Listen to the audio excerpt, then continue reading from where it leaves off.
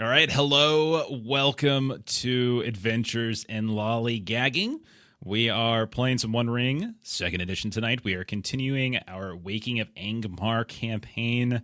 We are in episode 41. So we're no longer just 40-year-olds. We're like actually into our 40s now. So it's pretty crazy. But we had some fellowship phase last time. We did Yule, and now winter will break. And we will continue on, and I will see if I can make everyone cry again. And we'll see how it goes. Hey, Eric. We're almost like on a run with that. I feel like it's been a good solid 3+ I feel episodes. like it's been a few months of me being like constantly teared up and like on the verge. So let's see if you can push me over the edge and actually cry. And leave stream. Yeah. What? I'm just kidding. I want to make Gilly cry. I don't want to make Ashley cry. Oh, goodness. Oh, goodness. No, I mean as Gilly. Sure. If I'm an ugly crier though, so that's why I would like walk away. I'd be like, I'll be right back, guys. I can hear you. Here's the real goal. I want to make Long cry, right? Do you think he does? I don't think he does. I think he could cry internally. Yeah, he's too sensitive. I don't know if you can make me cry in game. Yeah. I think I agree with that. So let me go, just kill your whole dwarvish family. Oh, a Balrog just burst into the halls of Gladrock, and there goes Floy and his 1,000 cousins. I think that would hurt Gilly more. Yeah, probably. That's true. There's fewer romantic options for Gilly. I like how our Regency game is starting to weave into these other games. We're looking for romantic leads. But yeah, we're gonna pick up shortly after winter, after Yule, after a very, very rough adventuring phase where we were in a fortress called Othrenguld, and we'll see where we go from there. So why don't we go ahead and do some intros, and we'll start with old Floy himself. So Long, tell us about Floy. Yes, Floy, dwarven treasure hunter of the Blue Mountains. He's the battle-hungry, axe-wielding, mithril-wearing, fancy dwarf. Lad? Okay. Yeah. He's hoarding a bunch of treasure. He's currently prosperous at 135. He's hoarding hope, currently on max. Just hoarding whatever. Just a hoard. Boy, the hoarder. Nice. He hoards hope points. He hoards treasure. It's basically what he does. We realized last night when we were playing in a Cthulhu game where Long hadn't spent any of his luck. So he was sitting on 97 luck or something like that, which was the max of 99. That this is just what you do. So any game in which there is a resource that you could spend, you just don't spend it. And I appreciate that. It's how I am in normal games like RPGs. I just hoard all potions and resources until I need them. Yeah, for sure. I remember playing when I used to play Elder Scrolls games and stuff like that. I'd kill everybody in a home and then I'd make that my hoarding place, and I'd 1,000 potions, and then I'd forget that because I would stop playing for 3 months, and then I'd come back and play, and I forgot that I had this house with all this stuff, so I just never use it. Would you have a house of cheese and cabbages? Because I did. No, I did not. That sounds great. Oh goodness, that is a very stank house, I will say for sure though. Okay, next up we've got Gilly. Ashley, tell us about Gilly Kettlegrass. I am playing Gilly Kettlegrass, our resident Bree-blooded hobbit. She is a scholar. She hasn't gone down her shadow path at all. She did get rid of one shadow scar last Yule, or this Yule. So now she's down to 3 instead of 4. Yeah, and so remember what shadow scars basically are is as you move down your path, when you reset your your shadow. So I start at 3 regardless. Exactly. Yep. So you've got that little head start on the path for now. So I do. Yeah, very cool. And next up we've got Irinial, our ranger, our last remaining ranger. As you got the other 2 you killed, and the one sort of settlement of rangers that you all had befriended, you kind of just you just cold shouldered them until they left. So yeah, last remaining ranger, can be only one apparently. Why don't you tell us about her?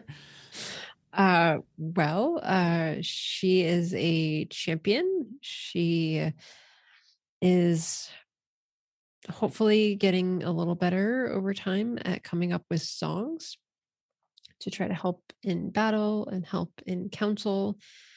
She had a near-death experience last episode, and she is not necessarily looking forward to the mandatory trip to see Marge before our goings on in Bree are over, because Marge is always so delightful. We're not doing friendly. that. I like how it's become a tradition. Ashley's just like, no, you're not going to see Marge anymore. I'm not doing It's become chores. a Rennial's tradition. Mhm. I should specify. You could ju- Ashley becomes more and more firm every time. No, I don't think we should. No, we don't have time. No, we're not doing that.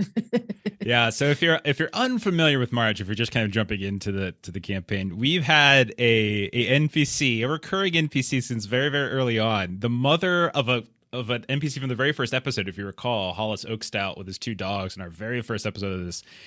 You all went to check up on her. He was like a exiled Bree warden in the marshes outside of Bree, and you all you all like started going and checking on her every now and then, but she's just a horrible old woman who constantly makes you all do chores, and she's never happy with the results, and you all just keep coming back for some reason. I don't know why it is. Trying to make allies with the strongest NPC in Angmar. She's pretty damn strong. Like all of a sudden, all the ring race and stuff come to Bree, and she just puts them to work. She's like, my fence needs painting. Now, okay, enough already with your little things. You're seeking this out, seeking that out. Go ahead and paint it. Come on.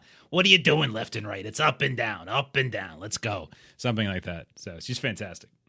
And then finally, let's go ahead and kick it over to our newest character, as we introduced him late in the session last time.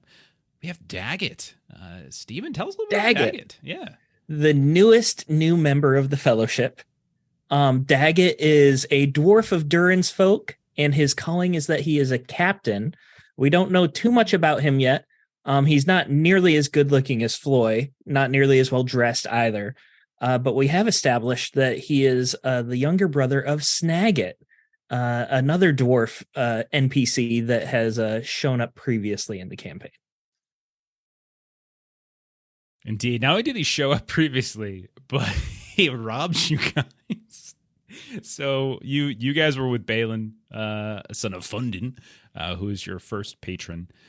You all were traveling along the Blue Mountains, and you came across him, and some of his he kind of lured you into a trap on the Blue Mountains, and just robbed you blind, including taking a extraordinarily well-crafted, well-researched treasure, marvelous artifact armband that I had given to Steven Sorendir, who he just casually tossed away. Slight correction there. He did not rob the armband.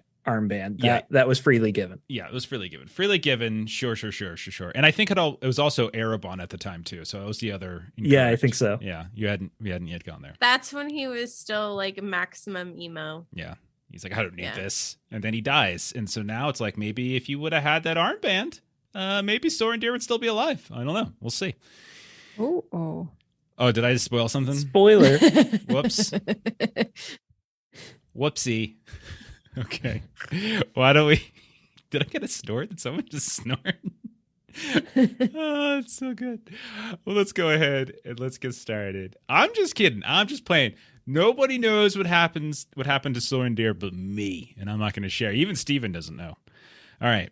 So, Sorendir could be alive, could be dead. Be something way much worse. There are worse things than death, I think. So we'll see. He'll always be alive in our hearts. Yeah, I think we've moved on. So moving on, glossing over. Let's hit the summary. So last time around, the Fellowship broken. 6 of you went to Angmar. 3 of you returned. You journeyed back across the dark, mist-covered hills of Rudour during the winter.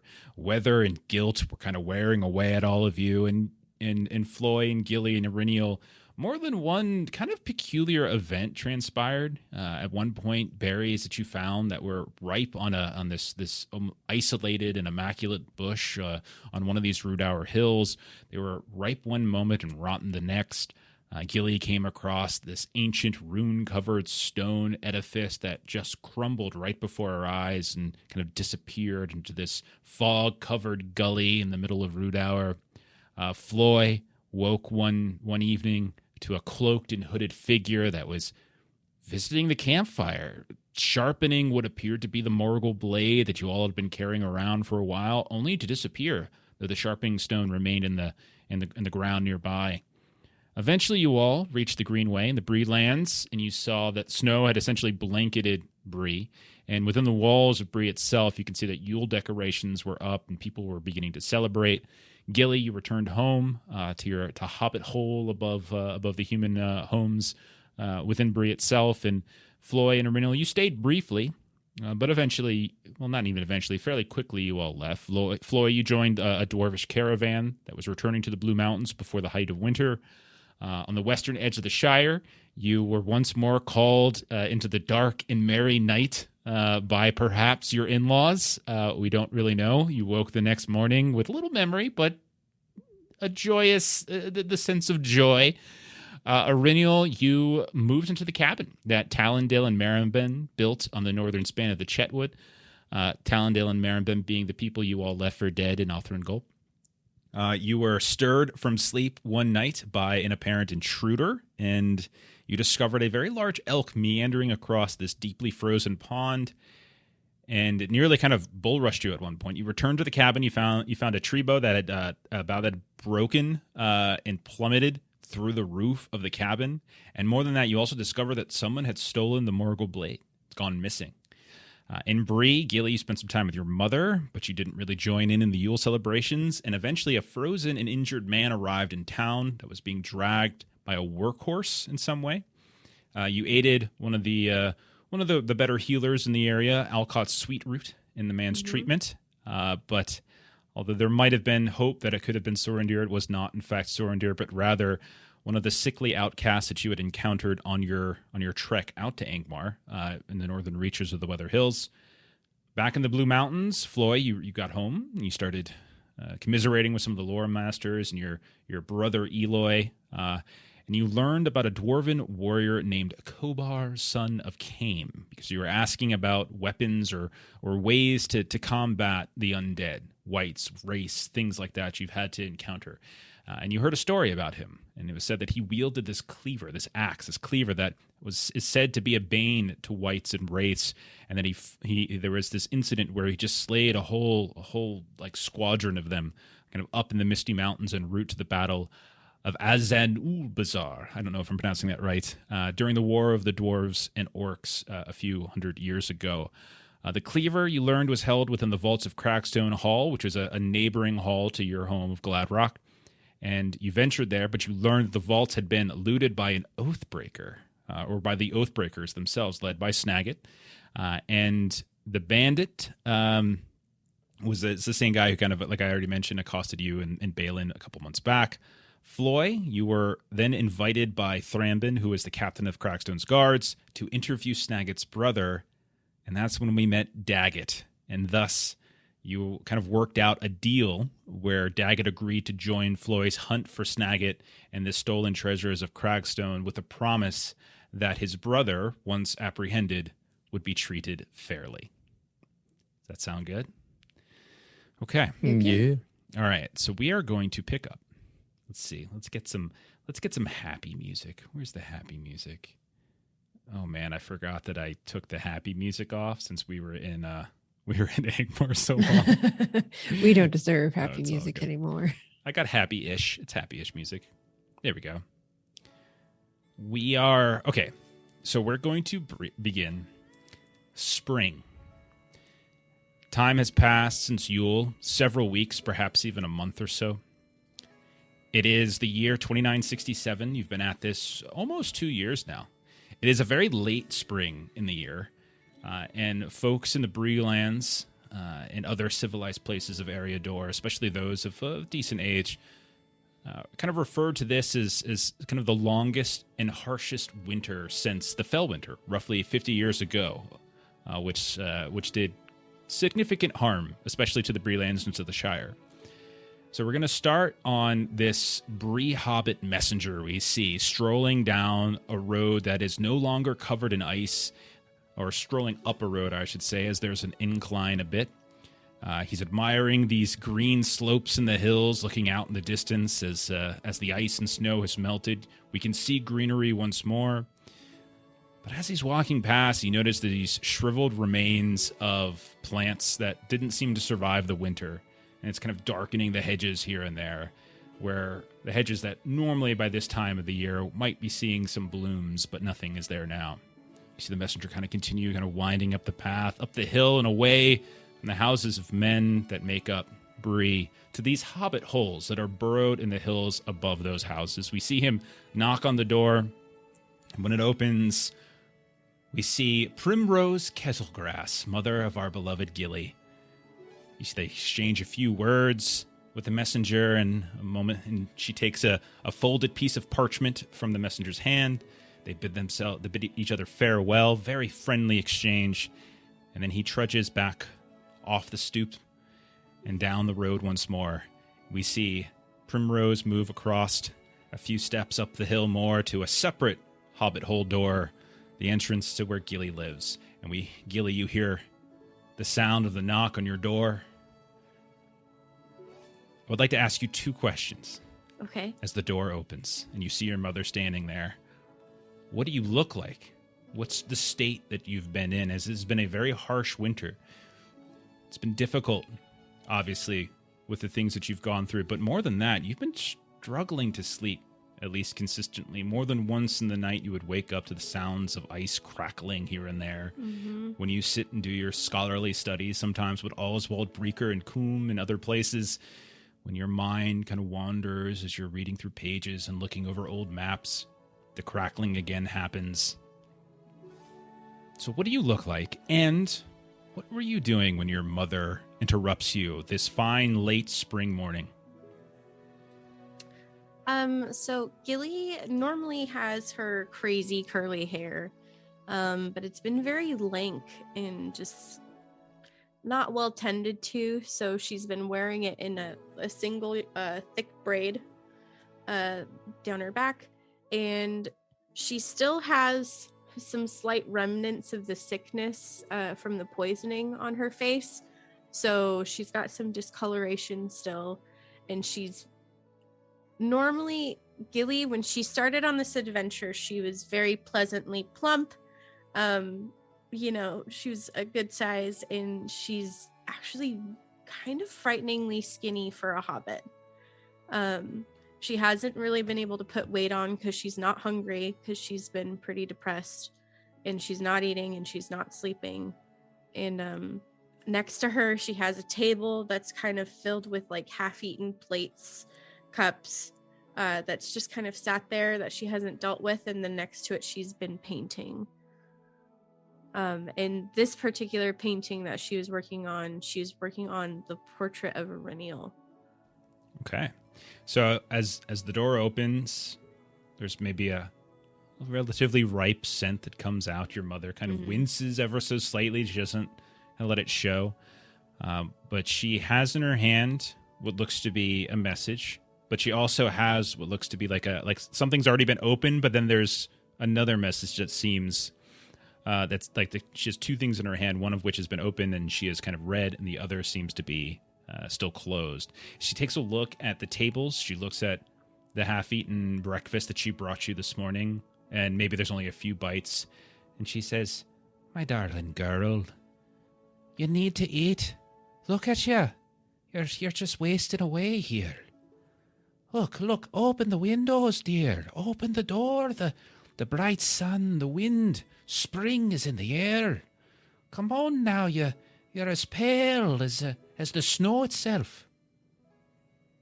And Gilly just has a big yawn, and she's like, You're right. Maybe I should start painting outside." There you go. And your father, he hasn't seen you for days. He's quite worried now. You have to go see him. When are you going to have supper with us? We've been inviting you every day. Tonight. I'll come tonight. Is that your word on it now? Because if I go Yes. telling him and you don't show, he's going to be crestfallen. And I'm not going to be the one to pick him back up. Not again. I'm already breaking my back picking you up. I'll be there. I'll be there. All right, then. Well, you've got mail. Oh. Lukey from the dwarf house in Bree. He sent a messenger over here. The dwarf? The dwarf She house kind in of Bree. Yeah. perks up at the dwarf house and she's Yeah. like, oh, let me see. So you would know that in Bree there is a place called the Dwarf House, which is just I think of it in my mind something like It's like a hub. like an kinda. embassy almost in a way, Mhm. right? Where dwarves tend to spend their time there, like they'll hole up there, etc. Trade merchants kind of come and go. And Lukey is sort of like the fixture there. You've heard the name before in our campaign, and at some point, I'm sure you've traversed over there. Floy is probably stayed there at times, etc. And so she hands over to you what looks to be a well-worn message of some kind. And you can see it's got the sort of markings of Floy and the halls of Gladrock on it. It's a message, it appears, from Floy. Now, I would say that there's probably some presumption between you, maybe even Aurinial, that Floy would have returned short of spring. At least maybe that was the agreement, before he departed for winter, because it happened a year ago. But instead of Floy being here, as news travels, as your mother explains, that a Blue Mountain caravan merchant caravan has arrived.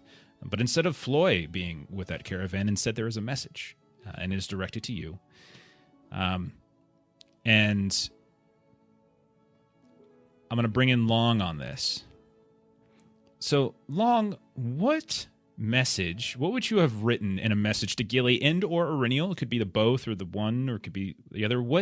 Obviously there's just the updates that you're not coming, you're tending to something, but what would you have written in a message? I'm putting you on the spot. Dear Gilly, how you going? Your friend Floyd.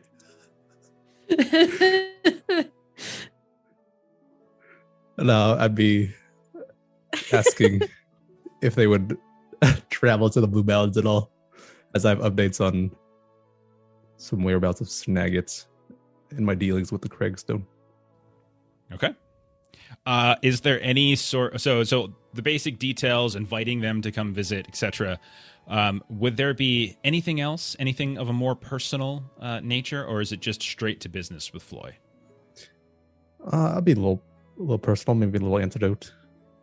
Like, I've recovered well, I guess. Okay. It's like, Yeah. Dear Gilly, I'm glad to announce I have showered and my beard looks fantastic. Bye.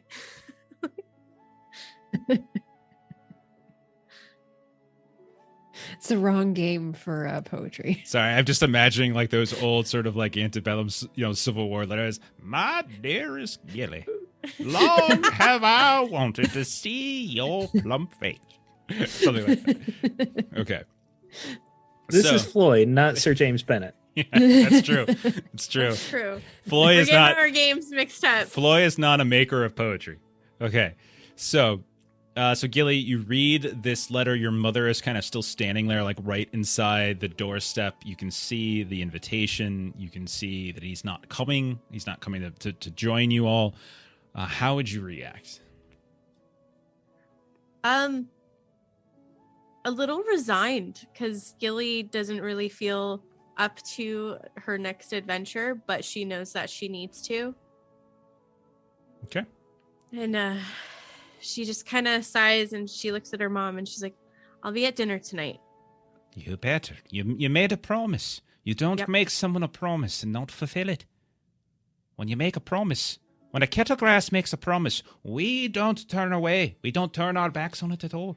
I made a promise to your father. He made one to me, and together, despite him driving me absolutely crazy every single day, I'm still with him. I made a promise I'd check in on you, and he'd made a promise that he would leave you be and not bug you too much. Well, we've left you be for weeks now. It's time that you get on up out of there. I don't know what happened to you. You don't have to share if you don't want, but what you do need to do is start living your life again, girl. You're right. You're right. Tonight, dinner. Yes. All of our favorites. Well, we'll see what's at the market. I don't know. I can't promise everything now. Okay. You can't promise the impossible. And so That's true. she gives you a very hearty hug and a motherly kiss on the cheek. And then then she like kind of smudged some of the paint that you kind of got on your face, like, oh dear, you smell terrible. And she departs.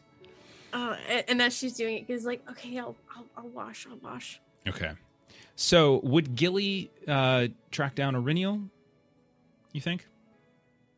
Yeah. Okay. Yeah. So we'll do kind of a hard cut as we fade out of that scene. And we'll fade up maybe later that day, as you are aware of where Auriniel has been staying.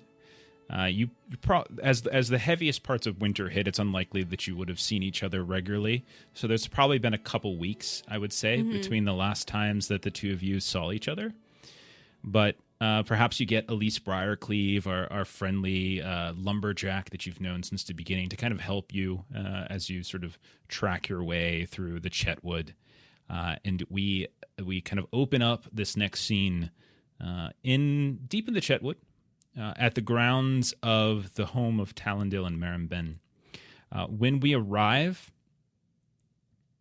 we can see that the cabin still stands, but it clearly has suffered some sort of damage. So my questions then for you, Melissa, is two things. In what state does she find you? Meaning, like, what are you doing, and and sort of how would the cabin look? Would you have abandoned it? Would you have tried to repair it? What you tell me? Definitely the latter. So she is going to look in a different way. So she's disheveled, but more in the a little more in the kind of the manic direction. So like she has been just feverishly trying to, not that she has any training whatsoever in this type of work, but she is felling trees and attempting to repair this cabin. I'll tell you what, just to see how effectively it was, roll a craft test, and we'll see how quality the repairs are or have been. And you've been doing this during winter. Spring has only been broken for a week or so at this point. It's still in the deepest parts of the Chetwood. There might still be a little bit of ice here and there in a stream or a pond that hasn't fully melted. That's a 6 under 13, so that's a no. Okay. When you arrive, Gilly, you can see that there has been significant damage done to the roof on, we'll say, the western side of the cabin. You can see that patches have been applied, but very crudely so. And it's very clear from a distance, and maybe even Elise says this to you, and that there's clearly still holes to be had. You can even see a bit of dew or some leaves, or see even like some residue of other debris kind of fall in as you're walking up, as if the hole still exists. You find then Auriniel probably she's got that classic stump of like off to the side of the cabin, and she's splitting logs and sort of planing them to some degree so she can continue her repairs. And Auriniel, that's when you look up and you can see there is, you see Elise Briarcleave first, very tall woman with a long braid. And then secondly, you see next to her your old friend, Gilly Kellegrass, who you haven't seen in weeks. So first, Auriniel will kind of see Elise, and I told you I'm doing my best. I've got to get this. I'm doing my best. I told you I'd be happy to help. If you need help, I can show you a thing or two. There's no reason you have to do it all by yourself. Besides which, I'm not here about that. And she kind of nods down towards Gilly at that point. Hi, Reniel. You and Aurenial just sort of kind of lets the axe fall a bit, kind of lets it go in the ground. It's good to see you. You don't look well. It's been hard to sleep. Very much so. I don't. And you are, what happened? Well, there was an elk, and the elk was on the pond, and when I just, it's just the strangest thing. I was sleeping, and I heard a noise outside, and I went outside, and there was an elk, and the elk was walking on the pond, and I came back, and this bough of this tree had fallen right where I had been sleeping. This elk, it just led me to. It led you to safety. But not always. Not when we've seen elk before. Not safety. Not safe. And also, and she'll kind of bend over a little bit and just whisper, and the blade is gone. What do you? How?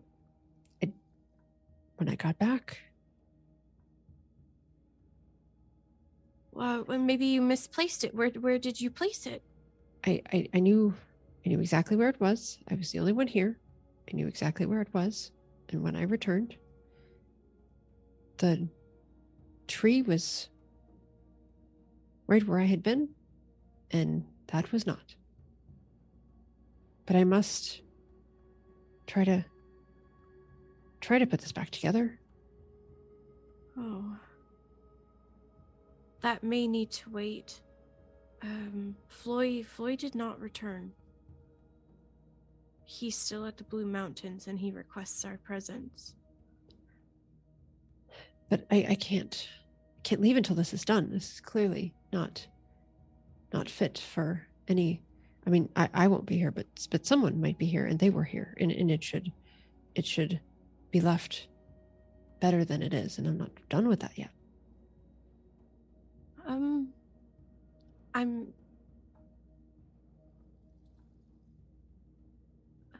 And Gilly just kind of sighs, and she's like, I know that this place is important to you, but we did say that we would recruit, and if we need to assist Floyd with recruiting in the mountains, then we need to go.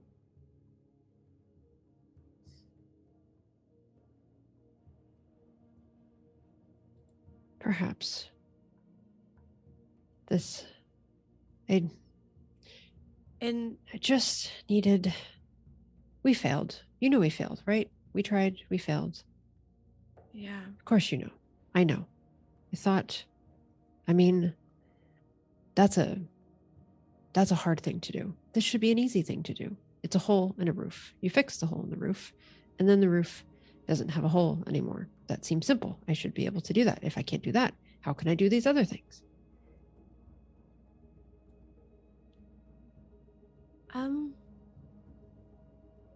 Grief is like a fog, and things that you should be able to do, it's hard to see what exactly needs to be completed because you're just drowning in it. And I'm tired of wallowing, and I'm tired of not sleeping, and I feel like maybe if we get out of town, it'll help. I do I do run away from problems well. That is at least something I am successful at. Iridian will sort of turn to Elise, and I know you've offered to help. I thought I could do it on my own. Clearly, the small time that I spent learning some craft is not useful. Might I gather your word that this will come to repair? If not, Of course, I'll take care of it. Don't worry, it'll be fine. I'll keep an eye on it. I'll fix some of your remodeling to make sure it's a bit more fit for the rains to come. But don't worry at all. It'll be just fine. Iridian will go inside and she'll gather up a few things that were kind of in the house, and she'll kind of give them to Elise and say, could I trouble you to just leave these on the doorstep of Mrs. Marge? I always drop in on her, but I do not. So really, her eyes grow wide. Oh, now that's a very tall ask right there. I try to have patience when we come by. I do not think in my current state that I might, but I did make a promise, and if I'm failing all of my other promises, that is at least a promise that I can keep. Don't, Iridian, it's fine. I'll visit Miss Oakstout very late in the evening, I'm sure, after she's asleep. I'll leave this on her doorstep, and she'll get everything that you left her. Don't worry. I thank you. And she'll... You're quite welcome. We have dinner with my parents tonight. That You're coming, right? Yes, I actually think that some of your after dinner, we might spend some time with your father. I think perhaps a little smoke might be a little relaxing. You want to smoke with my dad? Ordinarily, I don't, but I think, given how this winter has gone, it might just... Don't get me wrong. Like He'll that. be absolutely thrilled. He's made some new variants. We're not sure how they would handle in human bodies, so that'll be a nice experiment for him tonight. He'll enjoy it. And maybe it would help you with your sleeping.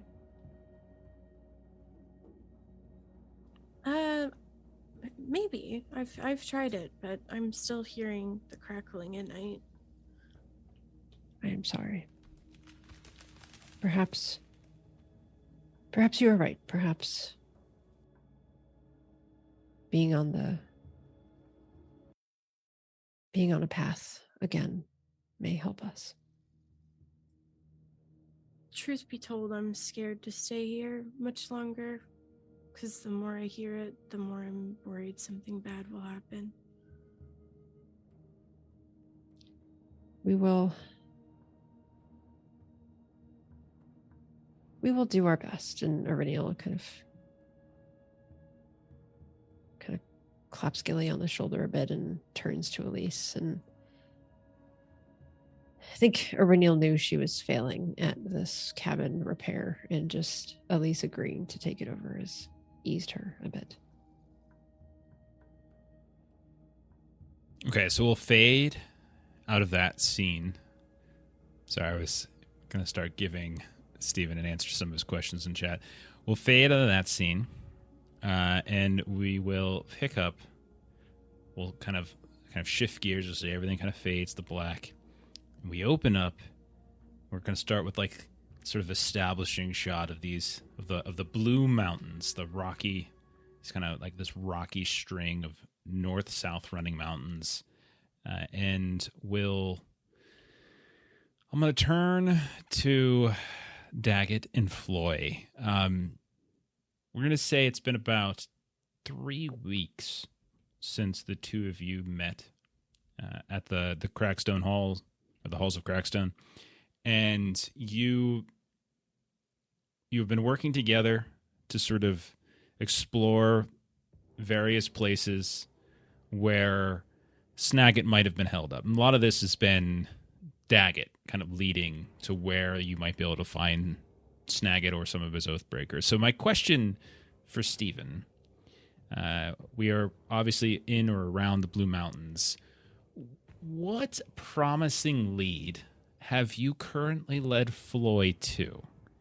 Why do you think that Snagit would be here? And what's something that happened the last time you and Snagit were here together? So this is for you to describe.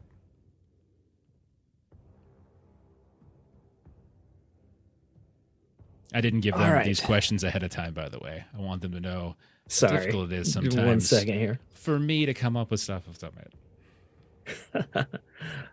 I would say that I have taken Floy to a cave near some of the halls. It's a natural cave, but it's actually been flooded and has quite good fishing. Snagit and I used to come here when we were younger and go fishing in this cave. And it wasn't a popular spot. Like, not many people knew about it. We kept it a secret. So I was hoping that there'd be a chance that if he was trying to take refuge, this would be a good place to go. Okay. So we open up then as like we do our establishing shot. We kind of then cut inwards and we see a very large natural cave. We can hear the sounds of like dripping and rippling of water here and there. We see lanterns or torches held by Floy and Daggett, two dwarves that are standing what seems to be on the edge of kind of an underground lake of some kind. We can see occasionally the light kind of pushes through the surface, and there's these sort of pale-looking fish that seem to be shifting around beneath the water. I'm going to turn to Floy. In the travels that you've had with Daggett for the past couple of weeks, what is something that he has done that has made you suspicious, and what is something he has done to endear himself to you? So, on either side. Yeah, at supper times, he actually hooks me up. He's buttering me up with extra servings of ale and just promising that we'll find him. But every time he's just been leading me on a wild goose chase, been going to dead ends. Every nook and cranny, just, yeah, Snagit's here, but he's never is. So you've come into this cavern. You weaved around a few different tunnels, and you've made it to what looks like kind of a smaller spot where you can easily kind of set up some basic cave fishing here. Go ahead and roll a scan, Floy. Scan, I have advantage or favored. Mm-hmm.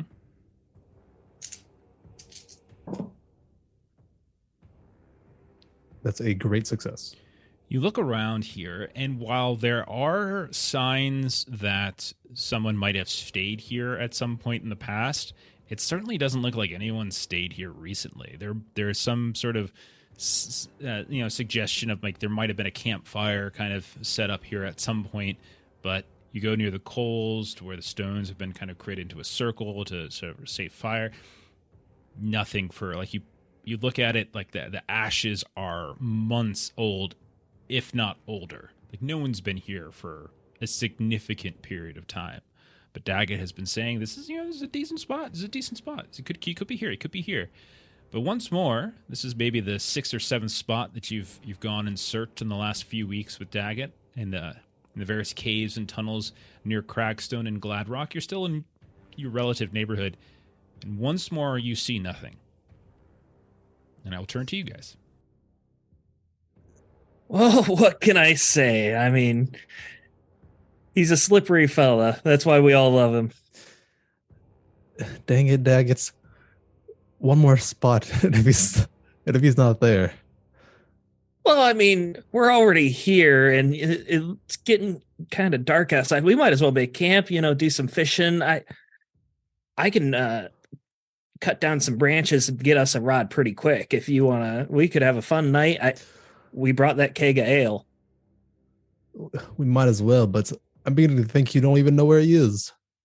Oh, no. I mean, I don't know precisely where he is, but I know the places he goes for sure. Yeah, we'll have him. This next one, we've crossed off how many spots? Like there's only maybe one more, maybe 2, 3 at most.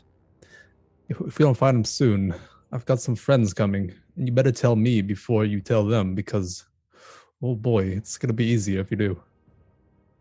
Oh, well, you're such a fearsome dwarf. I'd hate to see these friends of yours if they're tougher than you. Whew.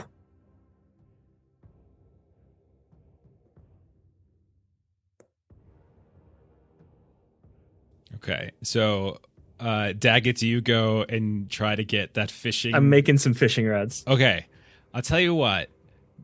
Both of you, I don't know what would fishing be? Would that be a hunting test? I assume, probably, right? Feels like Makes it, sense, yeah. Both of you roll hunting.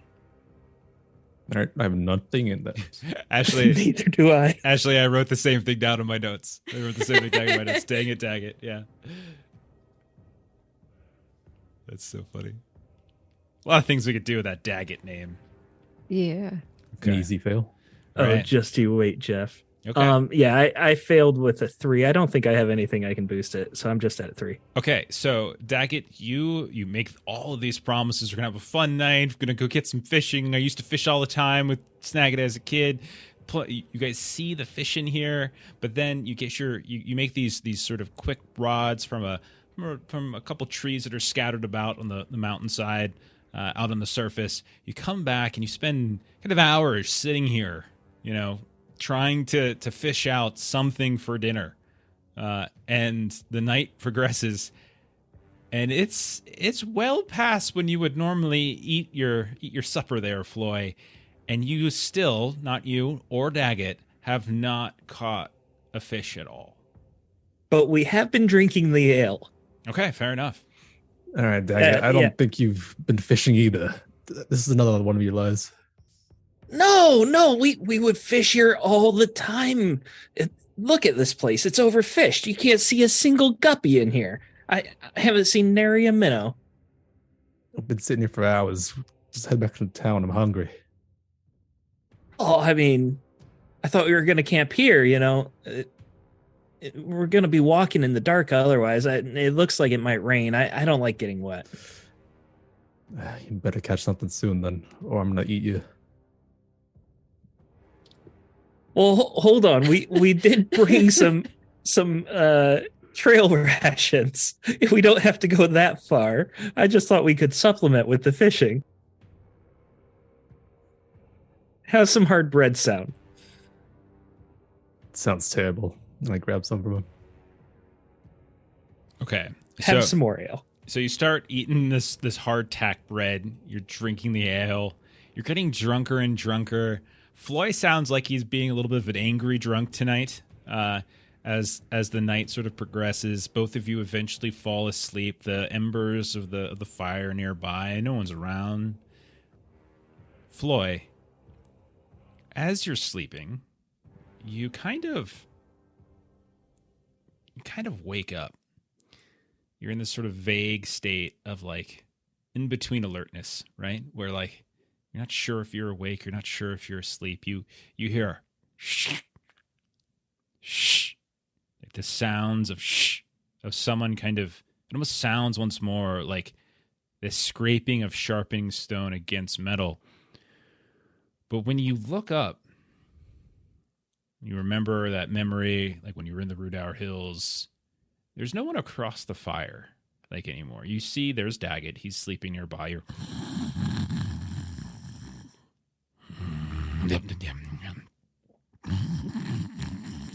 over and over and over again in this horribly obnoxious sound.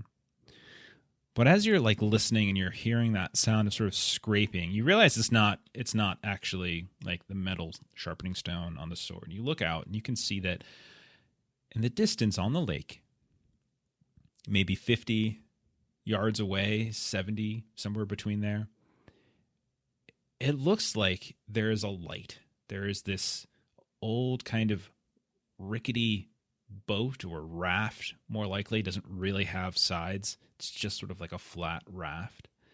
And you can see that there is this lantern that's just sitting atop it. And it's just floating there in the water. And it seems like there's a current like that you didn't necessarily notice before, but it's steadily sort of drifting away. And you realize that like at the far end, as the light is like reaching the other side of this underground lake, there is this kind of overhang of rock that comes down, and it almost looks like this raft is just sort of bumping up against, trying to go underneath, but not quite making it. And every time it hits, you hear kind of echoing throughout this huge cave, but there's no other sound really other than like the rippling of water. And that's what you see as you wake up. If I can get any closer to the raft. You would need to probably swim out there if that's something that you're willing to do. How bad is the water? It's deep current. There's no current that you was able to witness. It just looked very still, and easy to see through. Like you can see the ground, you can see the sort of surface of it. Take a few steps, small fish start to scatter here and there, a few crustaceans as well. But eventually you do have to swim. You can't see all the way. Like there is a point as you're swimming where you kind of lose sight of the ground underneath the surface of the water. So maybe 15 feet at its deepest depths, which is not inconsiderable. Yeah, I'll lighten the load a bit, see if I can make it out to the raft. Okay. So you take off all your armor and you start swimming. I'm just kidding. Just kidding. You start This swimming. was my goal in getting him in the cave. Mm-hmm. You start swimming all the way across, and eventually you reach this raft, no issues, and you get out, and you can see that on that raft there appears to be this sort of rusted lantern that looks like it's seen better days. Like the metal itself is kind of crumbling here and there. You crawl up on top of the raft. The raft is sort of splitting apart in some ways here and there, but you can see that this lantern is up there. But you also notice that there is this kind of rusted set of tools. You can see what looks like some kind of hook of some kind, and maybe like a machete. There's kind of all kind of on top of here, and everything's just on this raft. I'll collect it and head back to shore. Okay. You start to pull on back. Are you bringing the raft with you or just the tools? I can drag the raft back. Okay. So you start dragging this raft back. You make it to the other side, back to shore. Daggett has not awoken. He's still snoring away. And as you get there, like you can see that the lantern, which has been burning this whole time, like there's been clear oil in it, it's burning the oil. But eventually as it kind of you get back to the edge where the campfire is, it just kind of dims and goes completely out. And looking around the cave, there's no sign of anybody. Roll an awareness test. Awareness, 1 pivot. That's a failure. Okay. So as you look around, you do notice one thing, even with a failure. You do notice that it's not so much what you see, but what you hear. You hear the sounds of sort of shuffling boots. Like you can hear like footsteps, but like shuffling, not like clean, hard steps as if someone's limping or dragging a foot or something like that. I'll shove Daggett awake. Hey, someone's here. Oh, that bread hurt my stomach. What? We've got company. And I'll grab my mattock, which is like a mix between a pickaxe and a hammer. And I'll use it to pull myself up. Where? I don't see them, but I hear them. And you, I would say too, Daggett, you would be able to kind of, as you listen carefully, you can hear the sounds of footsteps or dragging of footsteps coming from the direction back out to the surface. And you also notice that Floy has kind of collected what looks like a lantern, some tools, and a raft as well. We're in dwarf territory, right? So like there might be bandits and stuff like that, but for the most part, it's dwarf area. Yeah, this is dwarf country for sure. I think I would call out, "Ho there, friend or foe?" You hear the shuffling and the dragging kind of stop, and this sort of old voice comes from the sort of the cavern out. Hello there, friend. I believe. I beg your pardon. I didn't mean to wake you in your slumber. And you don't see where this voice. You don't see who's doing this voice. You just hear the sound of the voice. You said our fire went out, basically, right? It's basically low embers. It's giving off a little bit of light, but not a ton. I'd like to use it to try and light a torch. Yeah, just to give us some light then. Easily enough. Yeah. Friend, come share our fire if you don't mind revealing yourself. Very, very kind of you. One moment, I'm coming. And then you hear the footsteps begin again, the dragging, and you see emerging from the tunnel, kind of coming in here, you see this very elderly, disheveled dwarf. You can tell that his hair is going off in 1,000 different directions. It's this sort of dusty, light brown gray. His beard has not been braided or combed in a very considerable amount of time. He's wearing, like, no mail. You don't see any metal on him. It's just sort of cloth and leathers and furs. And he is dragging on the ground what just looks like a patchy rucksack of some kind. Hello, I beg your pardon, young dwarves. I meant no offense. I was merely looking for my spectacles. I seem to have misplaced them, and I've gotten a little lost.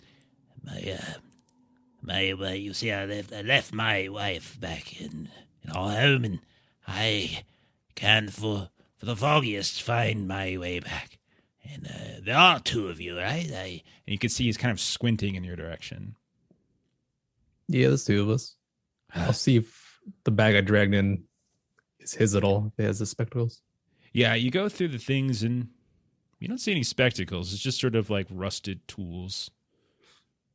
I found some tools. These happen to be yours. No, I don't think so. No.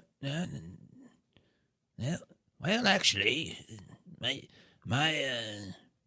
good wife, perhaps it's hers.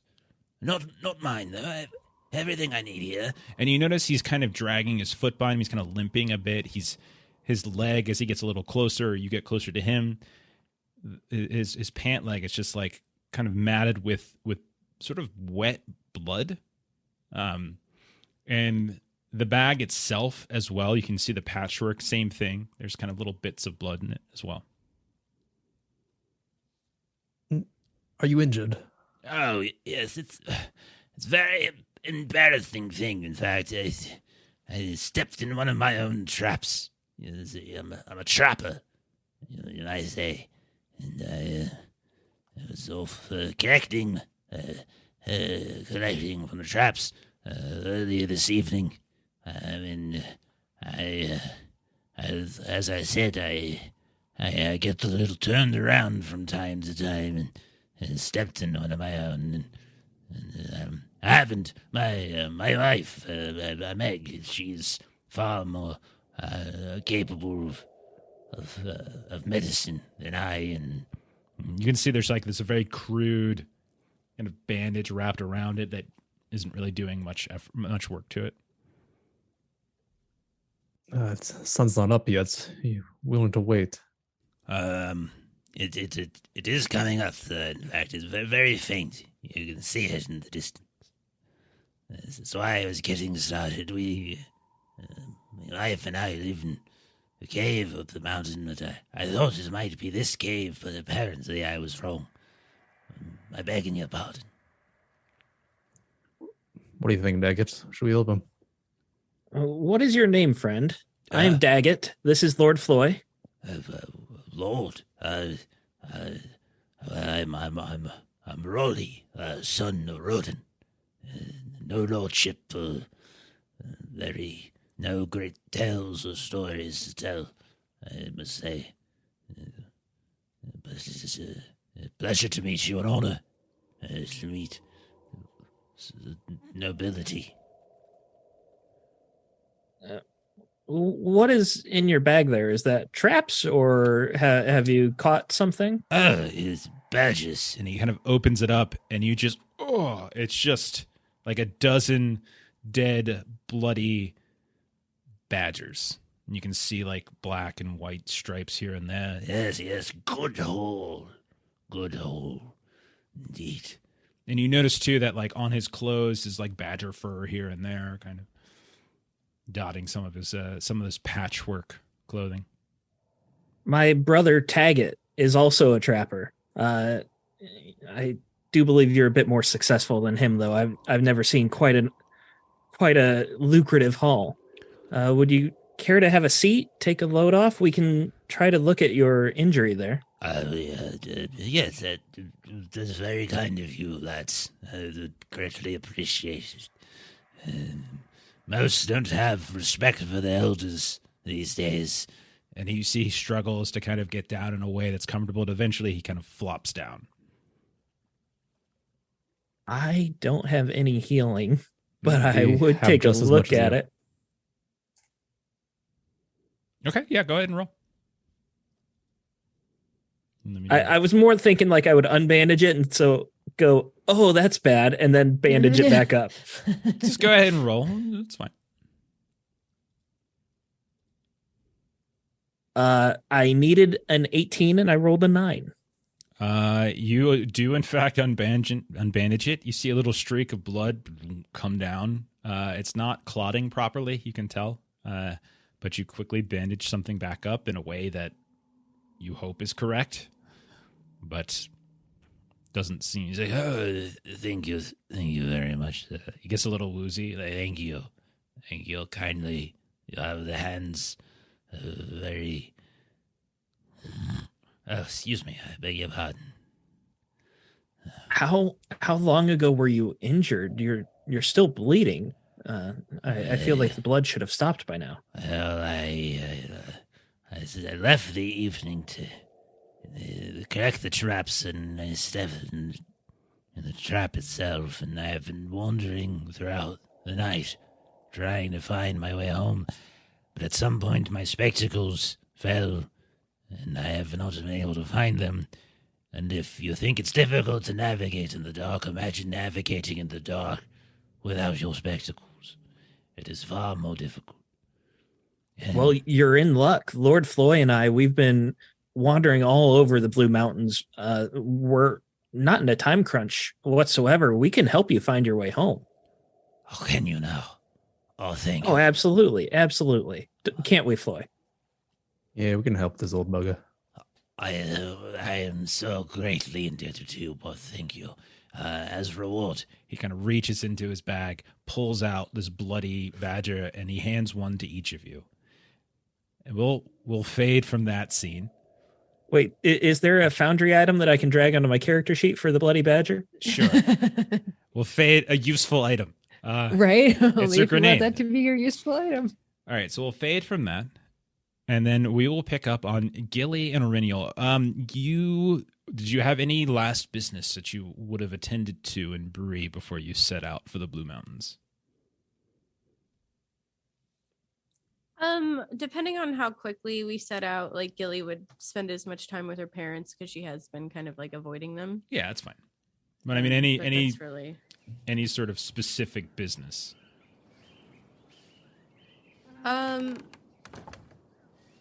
anything you would do, Aureliel? No is a perfectly acceptable Yeah. answer. It's not. I'm not leading the witness here. I'm just. Yeah, no, I don't think I have anything. Maybe I'd let Oswald know where we're going, but that's about it. Okay, fair enough. Yeah, I think Aureliel, like now that she's past sort of the laser focus on that, now like getting back on the road is what she would like to do. Okay.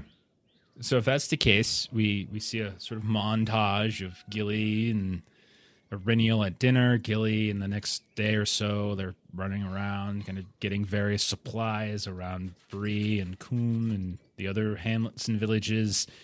A tearful goodbye to your parents. A kind of respectful goodbye to Oswald Breaker.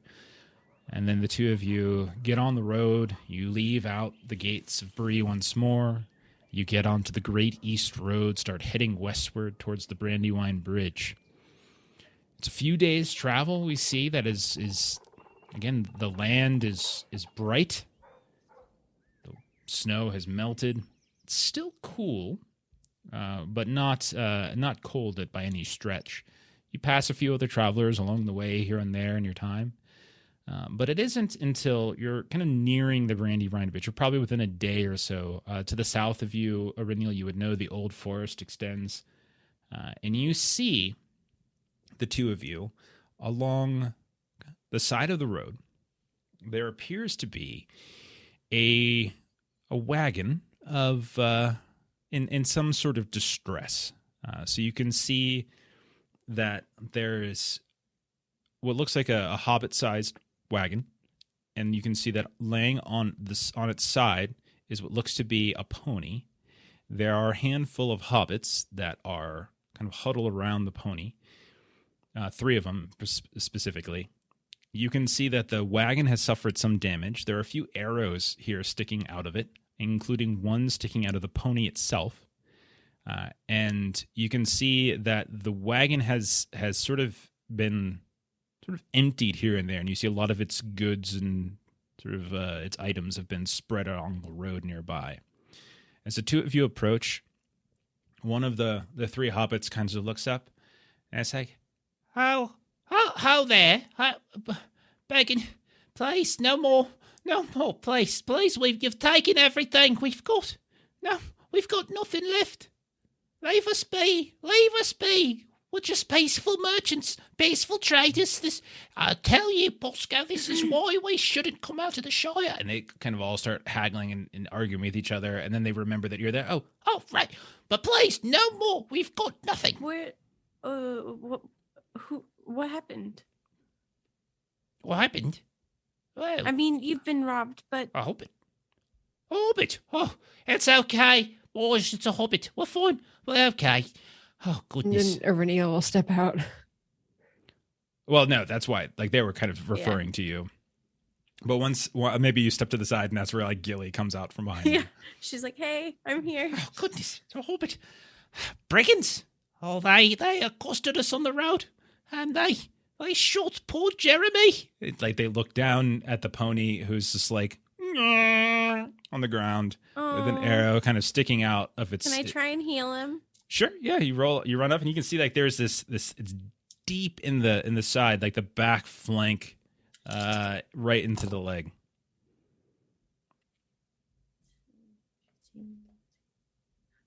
Just a regular success. Okay. So let's go ahead and do that one, I guess. No, that's a little too moody. Okay, so you get down, and you can see that there's the 2 other hobbits. These 3 guys are kind of all scattering about, and one of them stays down there with you, and it's like, "Hi," and the other kind of stands up. Hi. Hi. This poor little. I've raised him since he was a tiny little, whatever they call baby ponies, but he was very Oh. small. A foal. Please help him. A foal? He's not a foal. He's quite intelligent. Yeah, that's baby ponies. But let me just see what I can do. And so Gilly's like, all right, snaps off the end of the thing, and she's like, it's gonna bleed when I pull this out, but we'll bandage it. I'm not so good with blood. Then maybe look away or close your eyes. No, I'll be okay. If you barf on it, it will make it worse, and I will barf on you. What? Why would you barf on me? Like a 'Cause penalty? If I smell your barf, it's just gonna be like a chain reaction. We're all gonna be barfing. Oh, I'm not gonna barf. If anything, I'm keel over or something, but I'm not gonna barf. I promise. Okay. And then she just rips it out, and she's got a band-aid that just, or like a piece of cloth. Don't look away. Look away. And Gilly like puts her hand on his face and like turns his face. He's got like horse blood now kind of on his cheek. And so everybody just goes, I'm okay. Oh God. and you take a look, and it's a pretty deep wound, but you think you can kind of stitch him up. The pony might have some trouble kind of recovering for a little while, but you don't think, like, there's no broken bones or anything like that. It's a very deep flesh wound, so it'll probably be in pain for a little while, but otherwise it's probably going to recover, and you think you've kind of cleaned the wound enough that there won't be any sort of infection to spread and cause more difficulty. Cool. Would the horse be able to continue to travel, or It's a would they need pony. to go back to town? No, wait, is it? It's a mule. No, it's a pony. It's a pony. You would be able to, it would be more you would be able to travel, but you would probably be hesitant about having it pull the wagon. Okay. Yeah, so Gilly will let them know. Now I've cleaned this up and stitched it up as best as I could, but it really shouldn't be pulling your wagon. It's a he, not an it. I told you. His Sorry, name was he. Jeremy. It is Jeremy. He's going to make it. Jeremy's gonna make it, Okay. but he shouldn't be pulling the wagon. Okay. Well, there's nothing really in it anymore. They took anything of value. We were headed into Bree. We were going to trade some leaf, but they took it.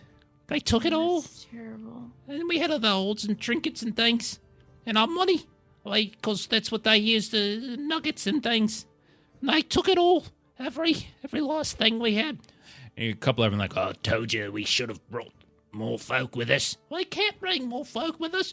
What are you talking about? We couldn't fight them. They were twice our size. They go, oh, shut up. Shut up, Rufus. It would have been fine. It's your fault. You're the one who wanted to talk to them in the first place. What do you mean? I said hello. That's all I said. I said hi. It's it. and they just start once more like breaking into this crazy argument in front of you. Reniel will kind of interject into that. So, how many of them were there? 50. There were not 50, there were 5. Now, that's what I meant. I meant 5. So there were 5 of them. I'm kind of woozy. The blood. Oh, goodness. It can certainly be difficult to see. Where were they? So they didn't ambush you. They were. No, there were 2. A lovely husband and wife. They weren't husband and wife. They were lying to you, Rufus. Now, they could be husband and So there were wife. 2 of They- them. What were their Brigands names? can be married. What are you trying to say? It's just a bachelor and bachelorettehood? No, they could be married. Well, they gave us names, but I don't know whether we can believe that it's their names. I mean, Well, if they're going to what did they steal from tell us, you? they'll lie about anything.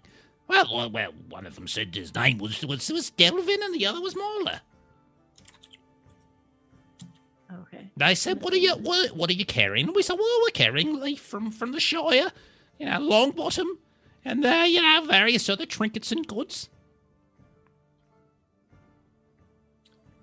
And did you happen to see which direction they left after they took all of your wares? And they all instantly go, They went that way. and they all point in a different direction. You do realize that you all. Yeah, what? Albrick? No, they went that way. No, they didn't. They went this way. Posco, I swear, if you try. No, they went that way. They went south. No, they went north. So no, no they one went saw east. They exactly went where east. they They went went. that way. You would have seen them. Unless they scattered and they all went into a separate direction to throw you off. They're very crafty. They are. They could have gone this way and that way. They didn't. They went south. No, Bosco, they went to the north. And I'm like, no, they went east. Rufus, they didn't go east. If they went east, then our new friends would have seen them. I'm like, oh, that's right. Did you see them? No. Okay. Then maybe they didn't go east. How long ago did this happen? Days. Not Rufus. Not more than an hour ago. I see. And so Iriniel will just sort of shoot Gilly a look, because she wants to do what she does, look for tracks, see if she can. Yeah, I think this is a great idea. Okay, yeah, go ahead. Roll hunting test, I guess. That's what you want to do. You want to try to track them. You're looking for tracks and you want to hunt them. Okay. Yeah. Oh my word. Steven, you're right. I never know if it's good or bad. No, that's a fail. You look around, and it's a road. It's been a little soggy of late as ice and snow have melted.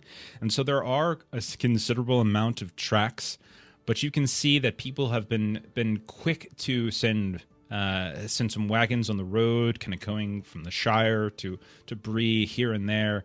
You can see all sorts of tracks. Unfortunately, it's so muddled that you can't really see much of anything. You can't really discern one from the other. And plus, there's your own, all that kind of stuff. And as you're looking around, at one point you say, "What you looking at?" And like this like Rufus Hobbit comes up. What you looking at there? That's just mud.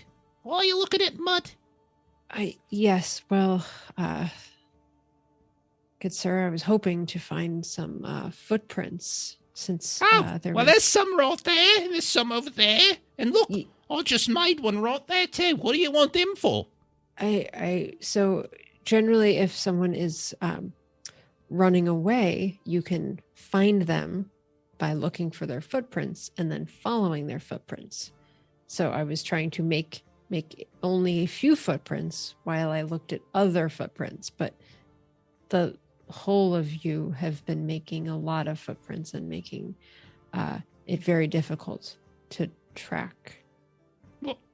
Why? The individuals that took your things. Oh, you blaming us? We got robbed. We're the victims here, and you're blaming us for this? Oh, that's not very nice. I was simply stating that I usually am successful at tracking, and this time I am not successful. It is no fault of yours. Oh. Well, you certainly made it sound like it was my fault. You said the lot of us were making a lot of footprints or something. I was simply stating a fact that there were too many footprints for me to discern which footprints were theirs. So it is our fault, is what you're saying. We should have been walking around a lot. It's been a long winter. It's spring. That's just how long of a winter it's been. Okay. Barely even feels like spring. I'll see. Well, thanks for helping. We're trying to anyway. Well, I'm certainly sorry that you lost your wares and are now unable to trade. Yeah. Oh, I guess it's back to the Shire then. I guess it's just... oh, well. Well, what do you say, boys? Shall we return?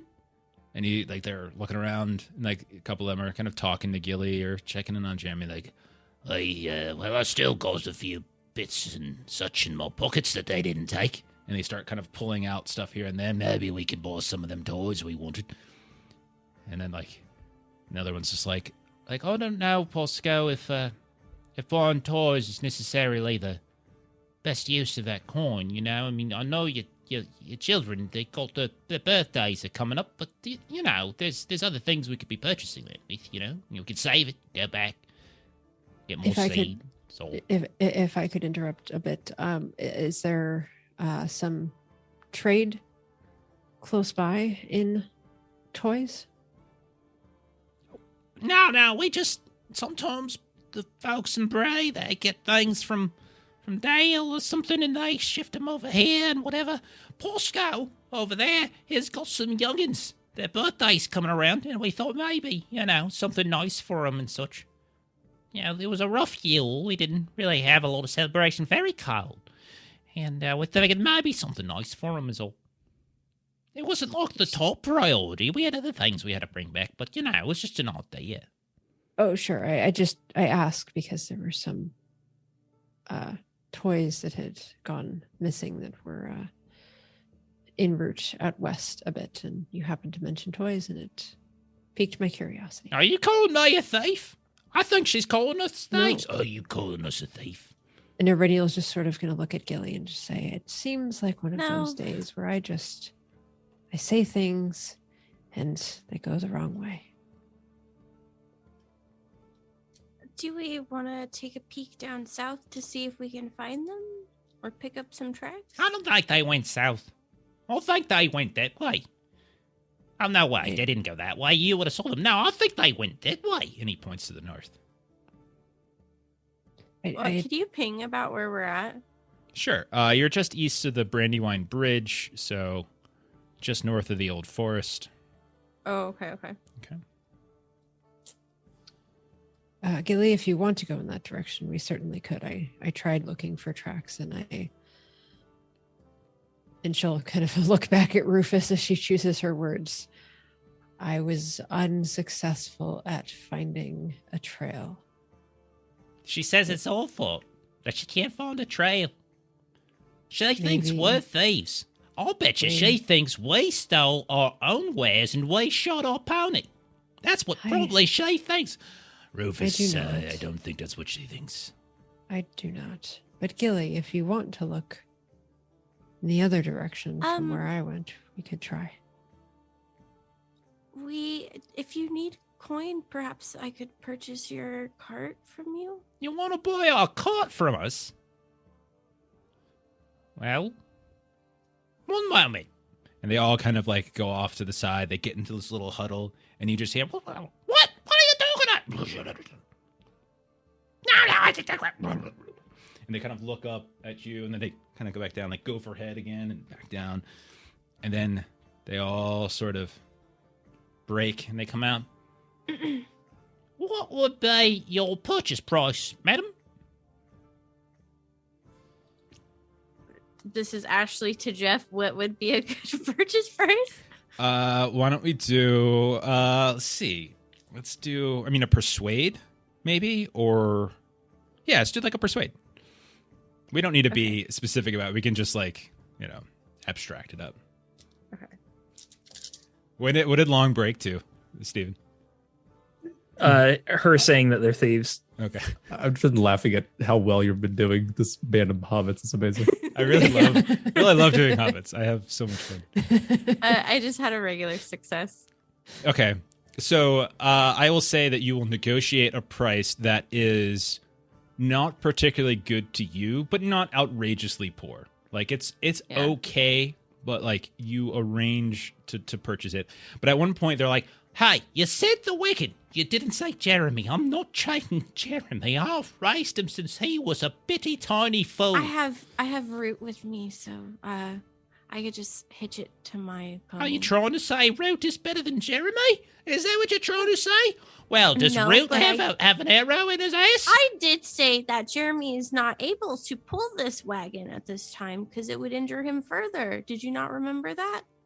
You trying to call me stupid that I can't remember something? Rufus? It just happened 5 minutes ago. Of course I remember. Of course you remember. And Gilly just puts her hands course on I her did. hips. Yes, that's what I said. Are we in accord? Are we in a court now? We're on a road. Do we have a deal? Am I buying this wagon to give you guys some extra gold or no? Gold. You've got gold. gold's not really, it's probably Or silver. whatever the, yeah. Coin. Well, okay then. We have a cord. Thank you. And so then Gilly goes through with the transaction, and then she's like, all right, make sure that you guys, when you go into town, into Bree, that you say hello to my folks. Your Where folks. where the kettle grass is. The kettle grasses. Okay. Yeah. Well, I'm Rufus Foggybrook. It is a pleasure to meet you. Pleasure's all mine. Kind of fixes And then- eyebrows a little bit. And she's like, my father did create a new strain of sweetgrass. So Sweetgrass. yeah. I've heard of sweetgrass. It's pretty good, I suppose, for something that's not out of the Shire. Oh, I didn't realise there was a hobbit behind it. It makes a lot more sense now, I think. You Yes, see it does. Posco is saying. Yes. And did you give your name? Yeah. Okay, and He's like, wait, your name's Gilly. Yes. My wife's name is Gilly. What a coincidence this is. Oh, what a delight. Gilly Kettlegrass. Posco Yes. Bacons. he sticks his hand out. And Gilly also gives him a handshake. Pleasure to meet you. It's just an absolute pleasure. Thank you so much for all your help, madam. Don't listen to Rufus. He got kicked in the head a few years ago when he went on an adventure. And just like my cousin. And, well, he's not been quite the same since. Yes. Oh. Yes. And Gilly gets an extra couple coin, and she's like, please get your kids something nice. Oh, well, thank you very much. Thank you. It's so very kind of you. Just want to double check that it's not Alberic. I can't remember which one has kids. It's either Alberic or Posco have kids. Which one ever has kids? Oh, they both have them, actually. I wrote it down that they both have. Oh, it's very kind of you. Very kind. Very, very, very delightful. And Reniel will try to come back into this conversation. This has gone well so far, but she'll give it a try. She just like lingers behind Gilly, just like No. And she'll just kind of come in and just be like, "You mentioned an adventure. Where did you adventure off to?" Oh, I went on a fascinating journey. I did. Off to the south. Away. And so I'll ping it on the map for you all. But in the place it's called Minherieth. At least that's what the dwarf said. So, very smart one he was. Scholarly. Knew everything about everything. He was a delightful old man. Oldest man I think I've ever met. Maybe you've heard of him. His name is Wolf, son of Wealth. Now I can see in Can I your do a lore faces. roll? Yeah, I was thinking the same thing. Sure, why not? Go for it. Now that I have my newly upgraded wits TN. Yeah, go ahead. Extraordinary success. Okay. So you've never met him personally, but it probably his name might have come up when you were with Floyd and his family in the halls of Gladstone. That he is a very elderly scholar, lore master, known to be a bit curmudgeonly, actually, very curmudgeonly, in fact. And the rumor is that like it was probably brought up because you were a hobbit coming into the halls, and how maybe somebody said, well, don't show your face in front of Wolf, because if you do, he'll likely spit in it. He can't stand hobbits. He talks all the time about the most annoying little creature he's ever met in his life. I forget his name, but he was a tiny little whelp, and he just yapped and yapped and yapped, asked him questions like he was a little dog following around. And that's where you've heard his name. Gilly just keeps that information to herself, but like in the back of her mind, she's like, "This must be the Hobbit that made." Do you mention that you know Wolf? Because he's like looking at you expectantly. Sure, yeah. She's like, I never met him personally, but I did hear about him. Oh, he's the greatest. We were best of friends. Oh, we fought side by side, we did. Oh, made sure nothing came to him. I was his protector. I waved in and out, poking at various goblins and things coming down on him. Made sure nothing could harm him. His brain was just far too luxurious and important. He was essential. And so I made sure he was all right. What was he studying at the time? Law? Oh. and Gilly Lots just of kinda, it. All the Gilly's- law. Very important, detailed law. Thank you. You are welcome. Did he share any of that lore with you? Oh, sure. But I can't share it because it was a special mission. It was top secret. Okay. Came down from the top. And they told us to keep it secret. Oh. When you say came down from the top, whom is the top? Well, that's part of the secret now, isn't it? And Gilly just gives Erennial a look like we're not gonna get any answers. Yeah, behind Rufus, you see like Posco and Albrecht are just like shaking their heads at you all, like stop it, please stop. Yeah. They've heard We've the heard story the before. story so many times. Exactly. Okay. Well, it seems to be there are not so many that have ventured so far, and you made it back safely, and that speaks well of you. Indeed it does. Some people say I'm the second most adventurous hobbit in the history of hobbits, behind this one's cousin, but I like to think I'm the most adventurous. No one else thinks that. That's okay. Well, you're brave nonetheless. Well, I am, thank you very much. And Erennial's like, oh, that went okay. And she's just gonna like back up and like end on a high note. Okay. While you're ahead. And so We do Exactly. like the Midwestern goodbye where we like start saying goodbyes and then like he starts telling 3 another days story. later, yeah. Yeah. Yeah. And another time, I was in this swamp, I was. And then we start to fade as you all are trying to go. We'll As fade out of Gilly's that like, scene. bye. Okay, I'm going to say hi to your dad for you. All right, we're going to be seeing him again. Okay, so we'll fade out of that scene as you all sort of help the poor stranded hobbits, Kinda. and we will fade back in on our dwarvish crew who have we'll say this is probably a few hours later or so, maybe later in the day, as you all have been traversing the Blue Mountain slopes near the halls of Gladrock and Cragstone. You've got Raleigh with you. Let's see. What do I want to do? Let's do some of that. Okay.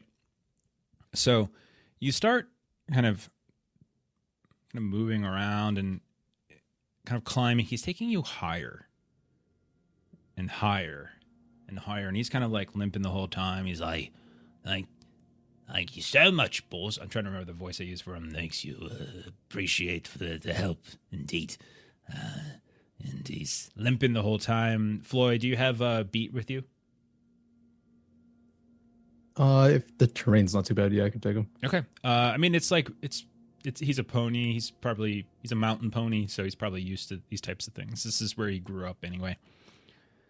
Eventually, after a very long morning, long afternoon, as evening comes, he leads you all kind of up a slope and then down into this, what looks like this broken crevasse, like where as if part of the mountain itself has just cracked and peeled away from itself, revealing this sort of sliver of earth. And he starts, This is it. I'll definitely remember this. Yes, let's see. Where is it? and you see he's kind of like moving along the wall as the crevasse gets kind of wider and wider. He's like kind of feeling, because he's still kind of reaching out with his hands here and there. Like, where is it? I'll find it. 1 second.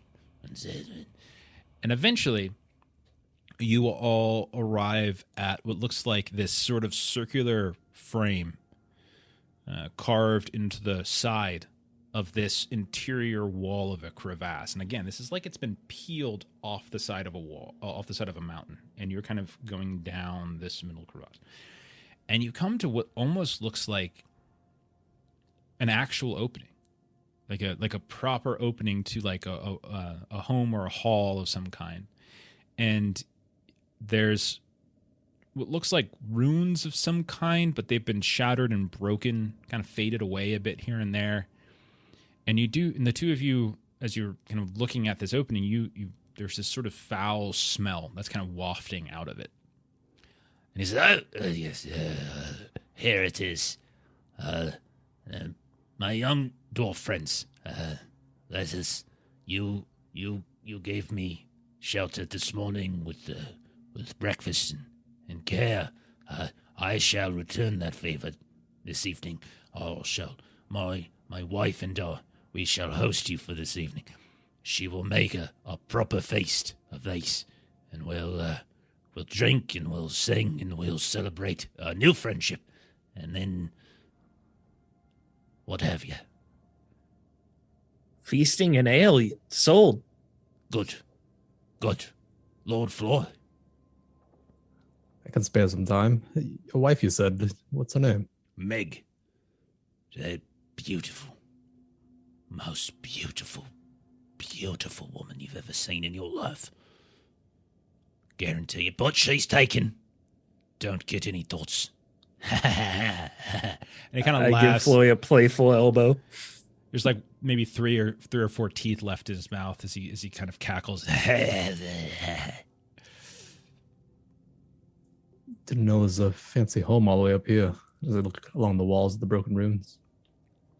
Sure. And he says, Well, we like our privacy. go ahead and roll a lore test as you're looking at these runes, and you start seeing as he leads you into this kind of opening chamber. You see that you are in fact, in a proper dwarf hall. Like, you can see it. Like, this isn't just some natural cave, but in fact, you see hewn stone, you see broken columns, you see what looks like earth that has ripped through it at some point in the past. Like, geological instability has just kind of caused this hall to collapse inward on itself. And you can see all along this sort of opening area what appear to be these sort of carved statues, busks in the stone itself, these dwarven figures here and there. So both of you can roll lore on this. I got a Sauron. Failure. Also a failure. Okay. Unfamiliar. Like, it's like you can certainly determine the sigils. Both of you would probably and very easily reference, see ancient references here and they're very old and faded and busted and consistent with like the line of the broad beams, one of the 7 lines of dwarves. One of the 2 that were consistently settled within the Blue Mountains long and long ago. But beyond that, you're not really sure. But there's a significant amount of old things here that perhaps some of your lore master friends might find it very, very interesting. Floy, your treasure hunter sense sees some very intact pieces here and there that might be worth a thing or two. It almost appears like a sword still in its scabbard, or what looks like a preserved covering to some maybe smaller chamber that has kind of collapsed on the inside. A fully intact, ancient sort of geometric dwarven face that still seems to be in good shape, marbled in some fashion. I'll point out the valuables and ask him if they mean anything to him. To me, no, not at all. Lord Floyd, not at all. Riches are not a concern of mine. I've got the greatest treasure one can have: the love of a good woman. Yeah, that's lovely, but I get distracted by the treasure. Roll a scan test. Nice.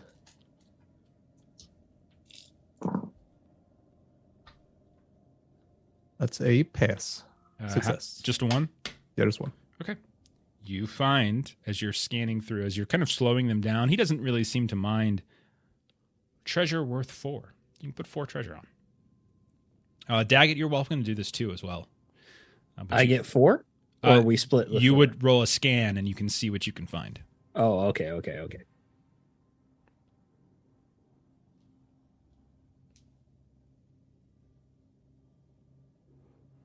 Yeah, the youth. I have 3 pips in scan, and I still failed. Youth of the dwarves. You find 1 treasure. Oh, to One be treasure. Got to it. be a young dwarf to come up here and see all these treasures and things. Yeah, yes. Neither of you have settled down, I assume. No children. No wife. Many a dwarven lass have tried. Have they? Have they? What stopped them? Me. Picky. You are picky. Yes. I have a free spirit. Do you? Yes. I actually remember I'm married. Are you? Well, congratulations. It's complicated. Loy, you're married. Marriage. You didn't usually mention is. this. It seems kind of one-sided. I really don't know how it goes. A one-sided marriage. Fairy wife.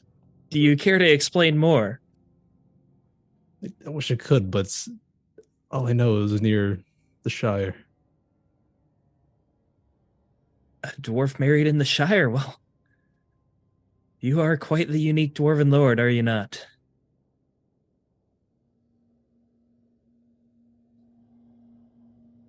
Yeah, you're quite right. But I'd be even more unique after we find Snagit.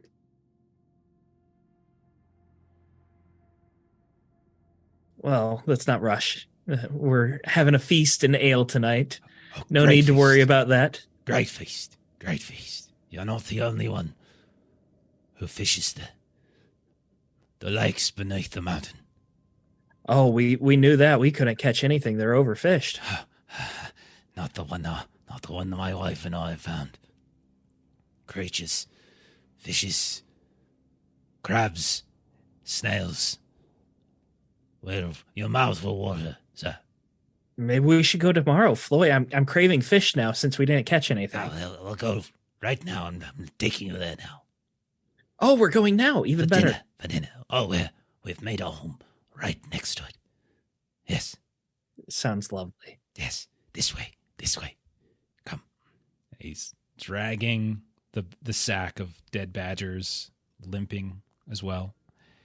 And you kind of continue to kind of get pulled deeper into this old, crumbled, ancient dwarven hall that is not too far away from the homes, the halls of Cragstone and Gladrock, much further up the mountain.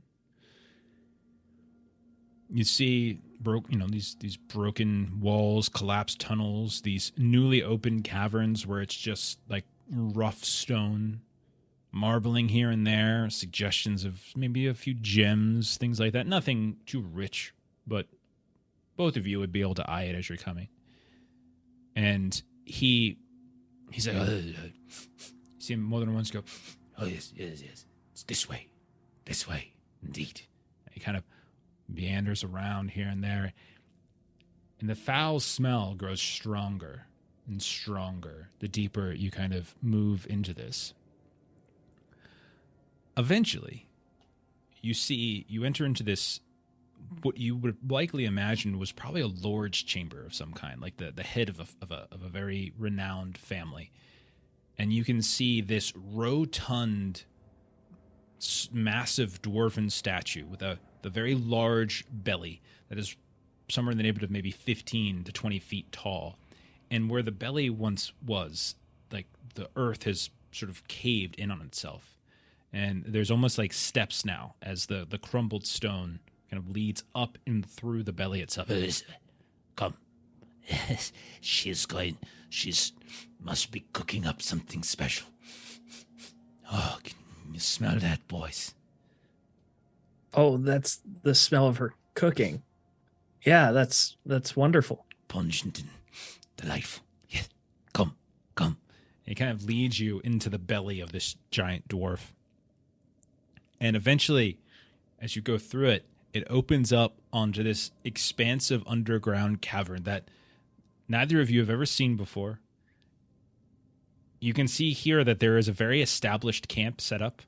You can see like there's what looks to be like furniture that has been set up, like scattered and repieced and repurposed here and there. Cooking fire. Looks like a big cauldron. You can see that there are various lanterns and such kind of like hung on the wall where these pitons have been kind of hammered into the rock itself. Have a seat. Have a seat. The guys, I'm sure she's around here somewhere. Meg, dear, we've got guests for dinner. And you look out and you can see that in addition to the camp, there's this very large and very serene black lake. You just see like the water itself is about as dark as can be. And when you like kind of get up somewhat close to it, the light doesn't seem to penetrate it. It's just dark. It's like, yes. And then you hear him kind of start behind you. He's sort of unpacking the badgers and he's kind of humming and singing a song of some kind. And he's just sort of to himself, like dawdling around like an old man. What are you two doing? Daggett, I hate to break it to you, but it's a bit weird. Yeah, I'm picking up on that. You think he forgets to clean and dress the badgers? Is that the smell? I think it's more than that. But this water, you said it was a fishing hole. It's black.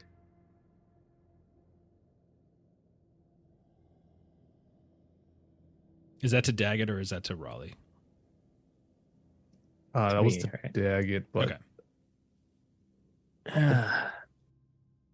I want to go up and look at the water and maybe dip a toe in.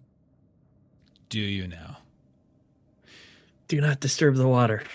So you move up to the water and you reach out and you dip a toe in it and you see as where your foot gingerly goes into the water, you see these thick ripples just begin to slowly push out.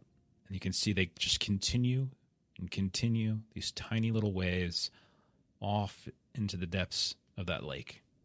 The depths, by the way, that you cannot see the edge of. I don't know if I've ever seen water so still. Look at how the ripples continue.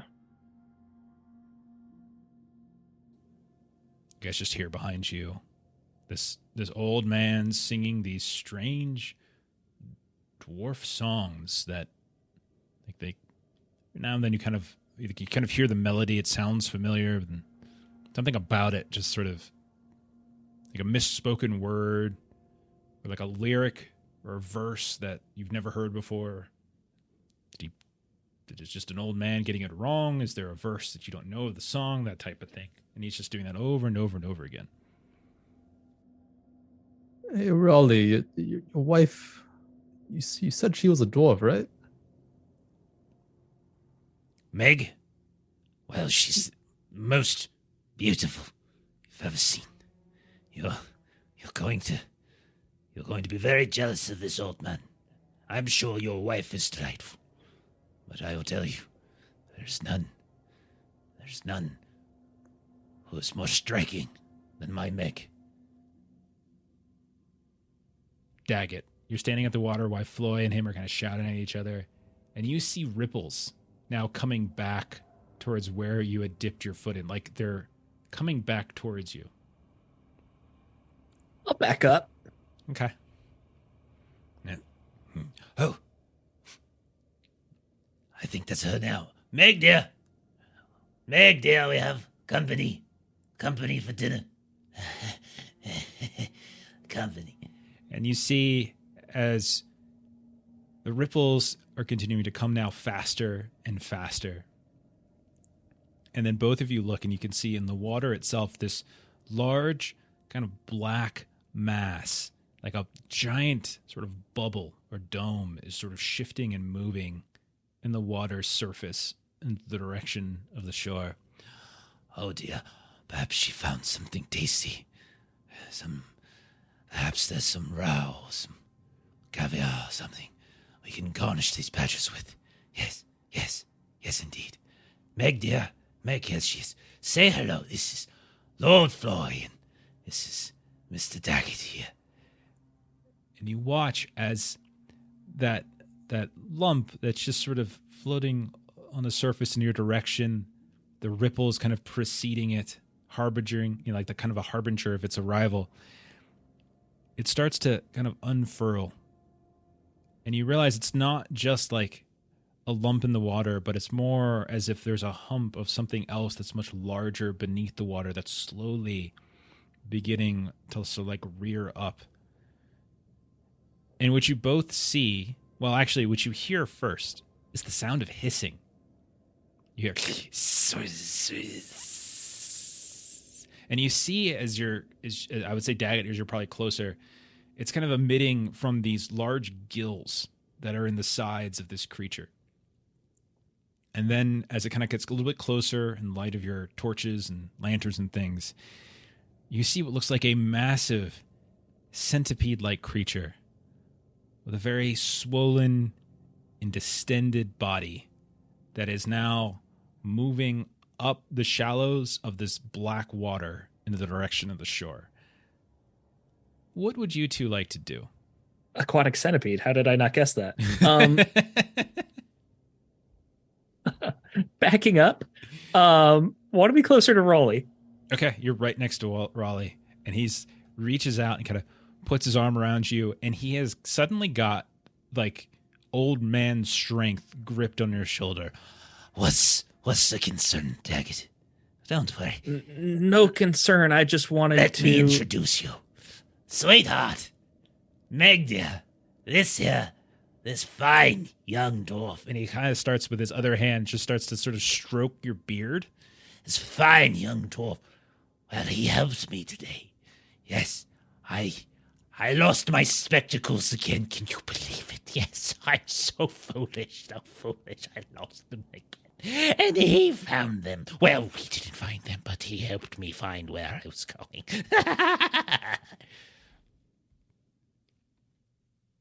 And I'm also holding on to him very tightly. Okay. And it's getting... I do not want to be separated from him. It's getting closer. You can see more and more of it is now starting to emerge out of the water.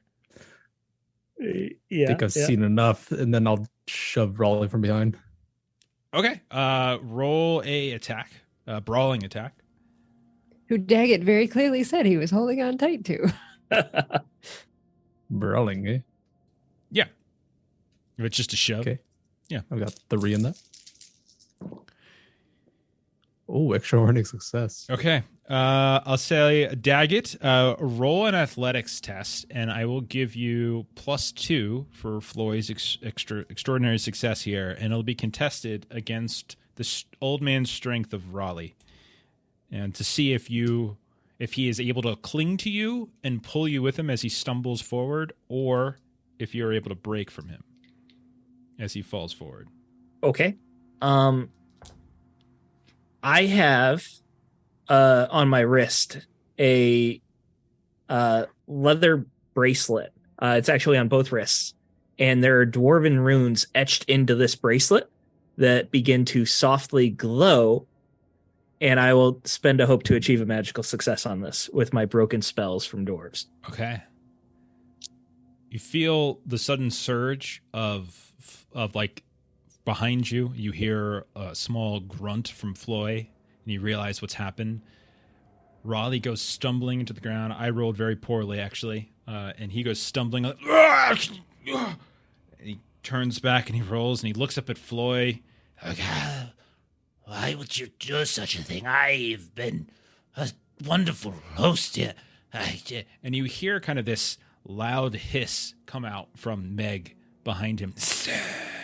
And it's all emitting from those long gills along the side of this aquatic centipede.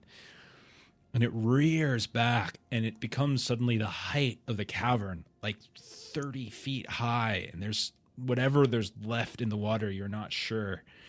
Both of you go ahead and make a valor test, as dread, I think, is going to apply here.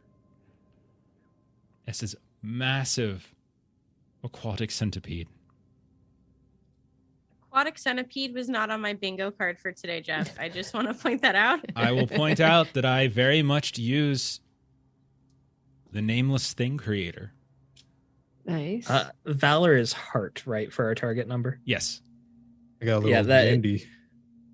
I rolled a Gandalf on the athletics the one time I got a magical success, but now I failed. Okay. You got a Gandy, Floy? We should Yeah. call it a Gandy. I like that. I like that. I like that Oh, too. Gandy. Floy, you keep yourself together. Daggett, you can take your first point of shadow. Welcome to the party. Woohoo! As I would imagine, to some degree, you are terrified. You can play that out however you feel. However you feel. But dread suddenly just like coach you as this massive creature. Floy, you've seen things before. You've just got from frickin' Angmar. Daggett, you fought wolves and maybe a bear, and that's about it. And then there's this thing. What are you all doing as this thing is... it's still like Raleigh is between you and it. It is reared back. If it were to kind of collapse downward, it is so large that its head could probably kind of stomp down on you two. What would you two like to do?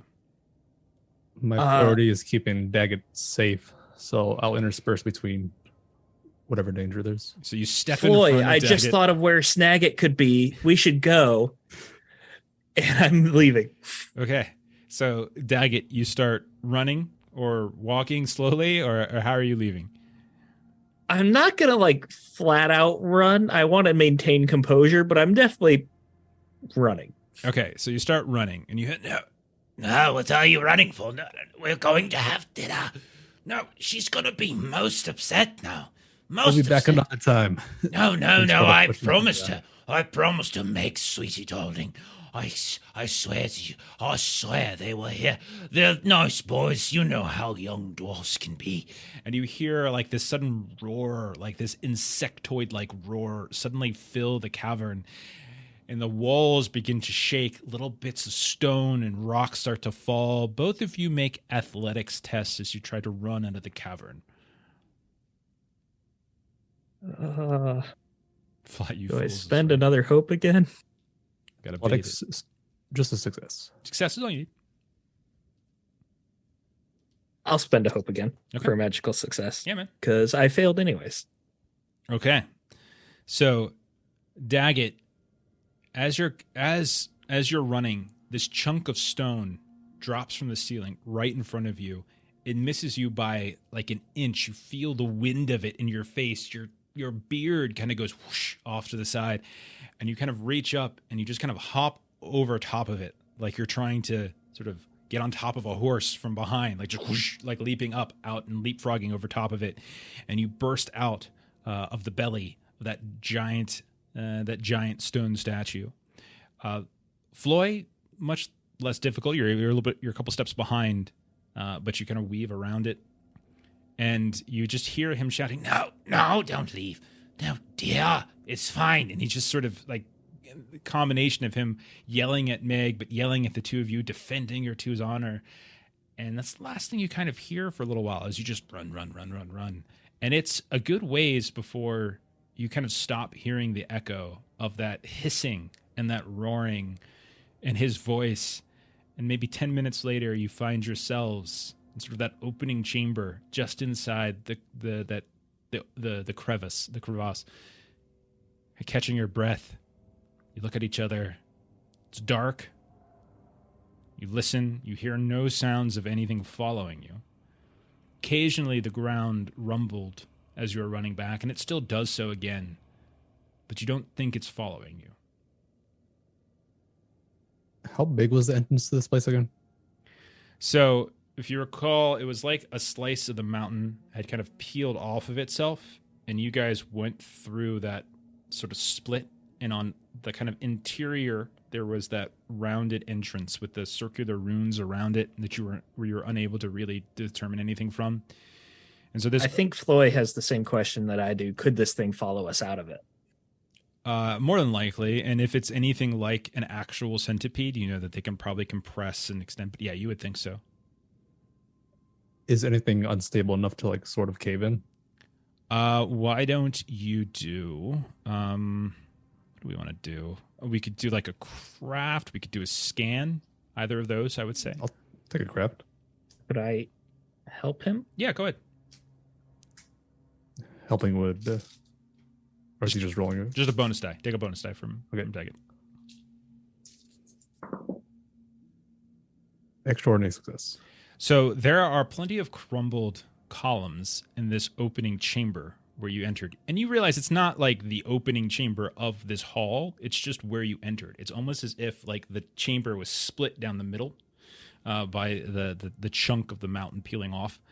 But there are several other intact columns, and they look like they could very easily be knocked asunder. And you would probably conclude if you take them all out, the entirety of the roof could cave down in upon itself. Give me a hand, Daggett, and start swinging at the columns. I'll start taking my Matic and swing too. And so with your extraordinary success, the two of you time it perfectly to the point where you kind of get the last one that's closest to the entrance, and you're able to run out before everything kind of comes collapsing down. But eventually, after we'll say maybe a half an hour of you kind of at work, you cave it in, and it kind of crumbles down. And when you look back, as now you're standing inside this crevasse, it's night sky now. You've got a lantern or a torch out. You look inside, and you can see that the entrance itself has been kind of filled with fallen debris and rock. It would take a work crew in weeks to be able to dig this out. Let us make way. That was quite the adventure.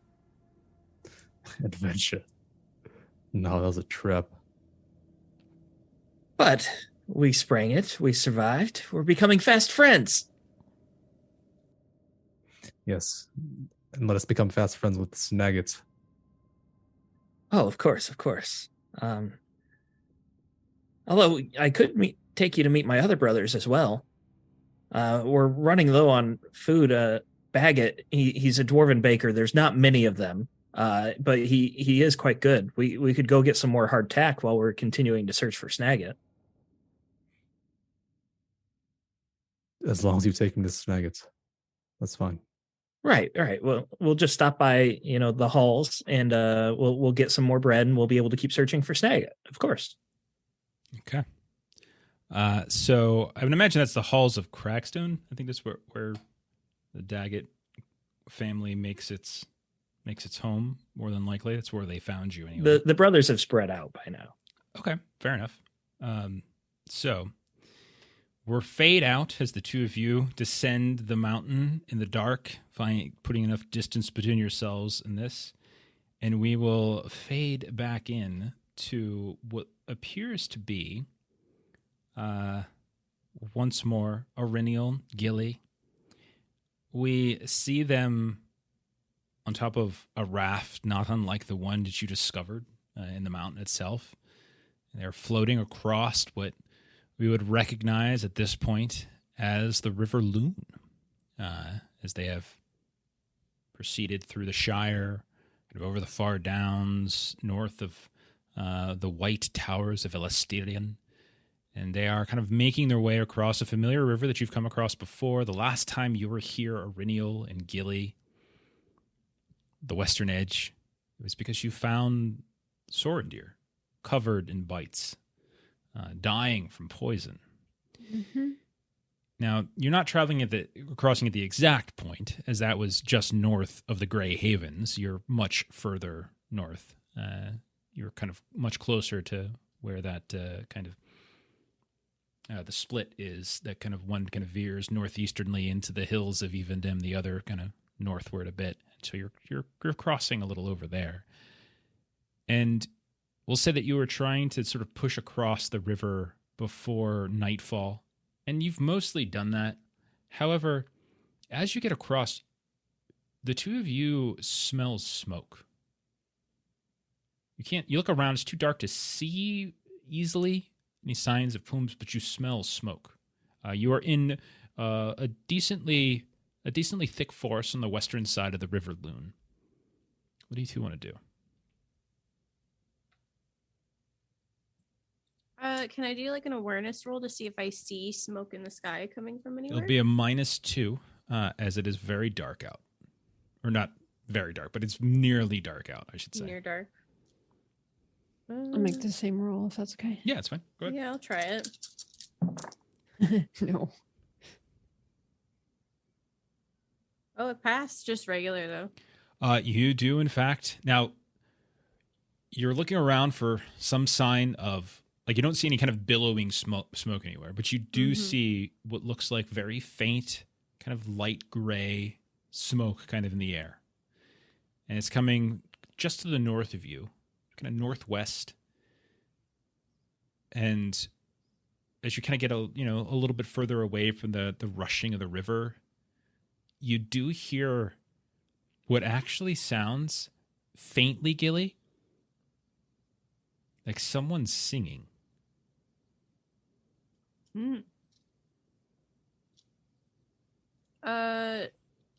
Can I stealth towards this person?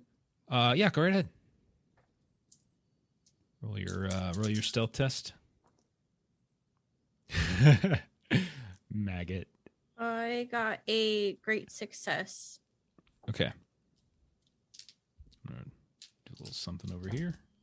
I'd like to spend my extra success to enact my art of disappearing. Okay. So you start moving closer and closer to the sound of this singing, and you start moving closer and closer to the sort of where the smoke plumes are coming out. You can see up ahead through like the heavy brush. Are you following, Aurenial, before I get too far into this? Are you For sure. okay? Are you also stealthing then? Yeah. Go ahead. Do that. I am not as good at this. 1, 2, 3. Oh my gosh. Oh my gosh. That's fail. Okay. Gailey. Wait, hold on. Sorry, I'm bad at math. Yeah. Hold on. That actually tracks. I am also sorry. bad. It's at a math 17. It's a and success. dice. Okay. Sorry. And because it's actually an extraordinary success because 2 of the dice were 6s. Wow. Whoa, Sorry. what a roller coaster there. Wait a I minute, you got failed. 4 Gandalfs? I failed. Oh, it's an extraordinary success now. Okay. Wow. Amazing. So the two of you venture up close and you see a clearing where you see a small hamlet, actually. A series of what looked like maybe a dozen small hovels, homes. Not too indistinct from Eskerdale, but newer, you would think.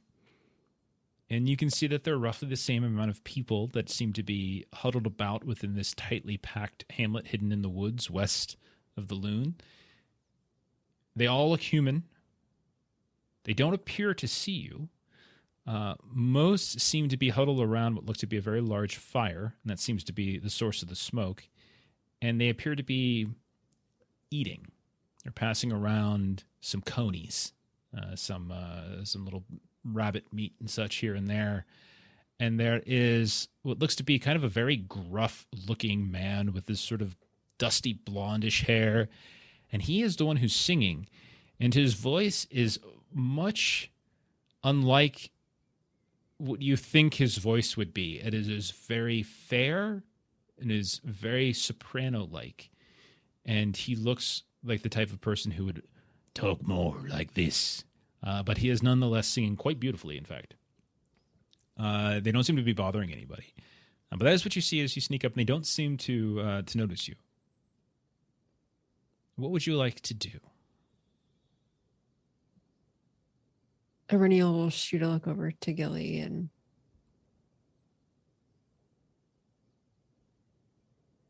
Should we? Do we notice any toys or any items that the hobbit said were stolen from them? You can roll either a scan or an awareness, I would say, in this case. I'm gonna do awareness, please.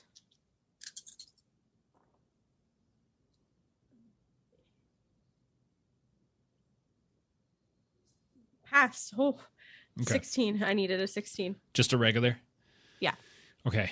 You don't notice anything like that. The only thing that sort of catches your attention, that kind of makes you pause, which would otherwise seem a very idyllic, simple scene of just people eating, nothing, is that all of them seem to have, it's like they're holding their hands up. Some of their fingers are missing. Every one of them. You can see a few of them have brands on their faces. And you would probably be smart enough, Gilly, that in some cases, such things might be punishments for certain thefts and crimes and things like that.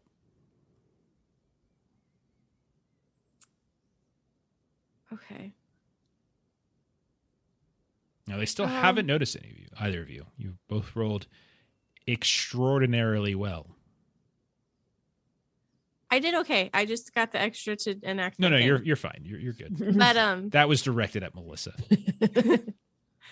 There was some emphasis. She knew. She I knew. did. sarcasm. Anyways, Gilly kind of like nods back, like we should head back to where we left Root in the cart. To regroup and talk and see if we want to actually approach them or not. And how many were there again? At least a dozen. Mm.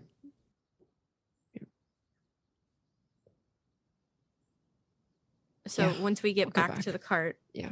I don't think we should approach them. I know some of those markings means that they were imprisoned. Well, and I suppose those loss of fingers could have been accidents, but those could also be punishments. Yes. And I didn't notice any of their toys or anything that were stolen, so it might have been a different group.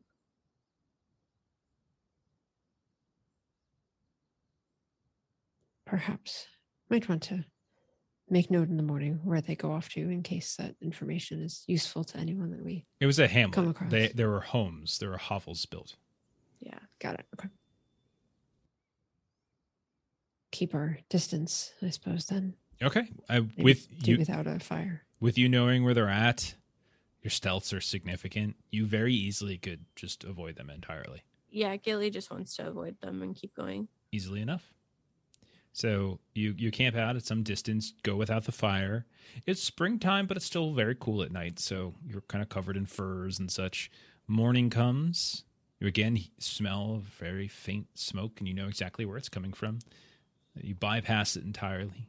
You venture westward. Eventually, you push through the forests that line the western edge of the Loon. You reach the kind of hilly plains, and you know that you are just sort of a straight but undulating shot into the direction of Floy's home, the halls of Gladrock. We'll fade out of that. We'll fade back up then on Floy and Daggett sometime indeterminate after your events with Raleigh. You are still searching various locations along the ridges of the Blue Mountains, looking for any signs of your brother Daggett.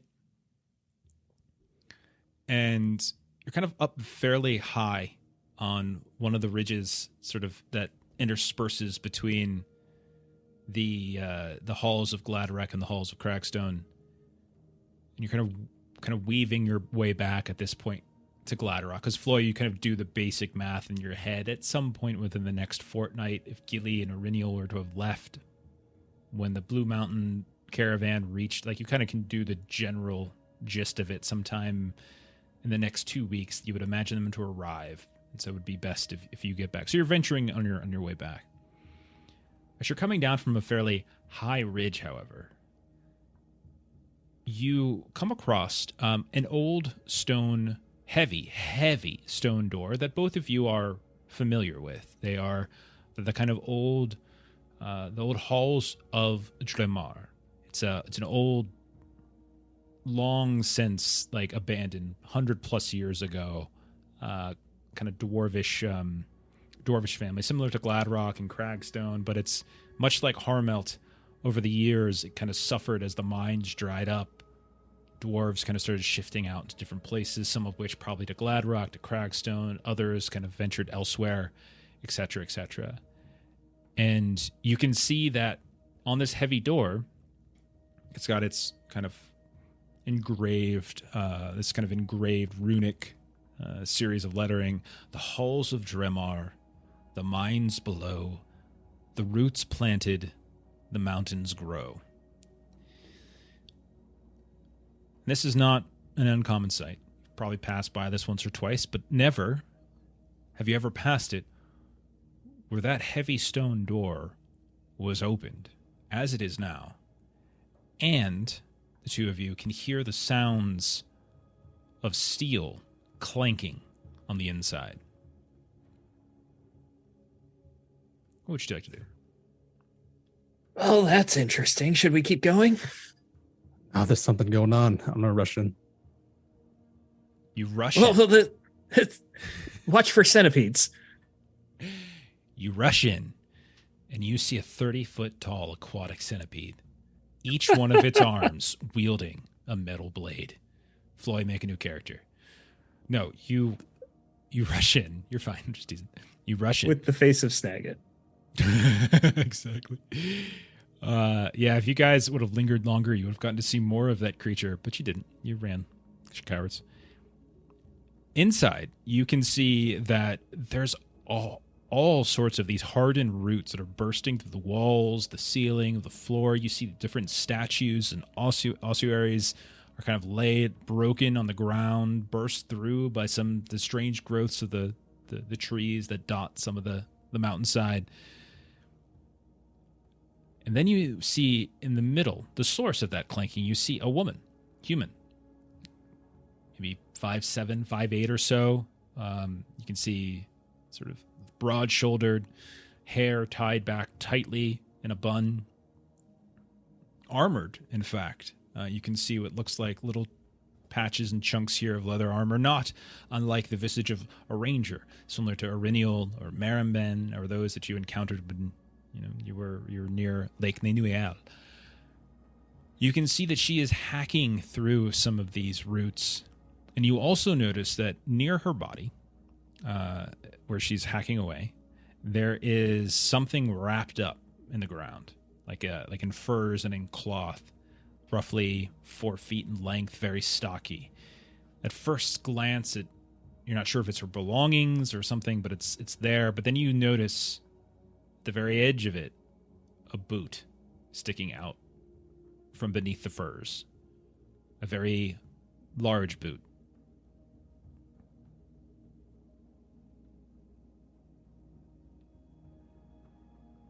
If she hasn't noticed this. I'll find out. She hasn't noticed you. God, I'm rolling terrible tonight. Sort of try to get a peek at what's under the verse. Okay, so you're going to have to roll stealth then if you're going to try to get closer and peek underneath the furs. Yeah. Yeah. Stealth, I have 2 pips at favored. Okay. It's just a success. That's all you need.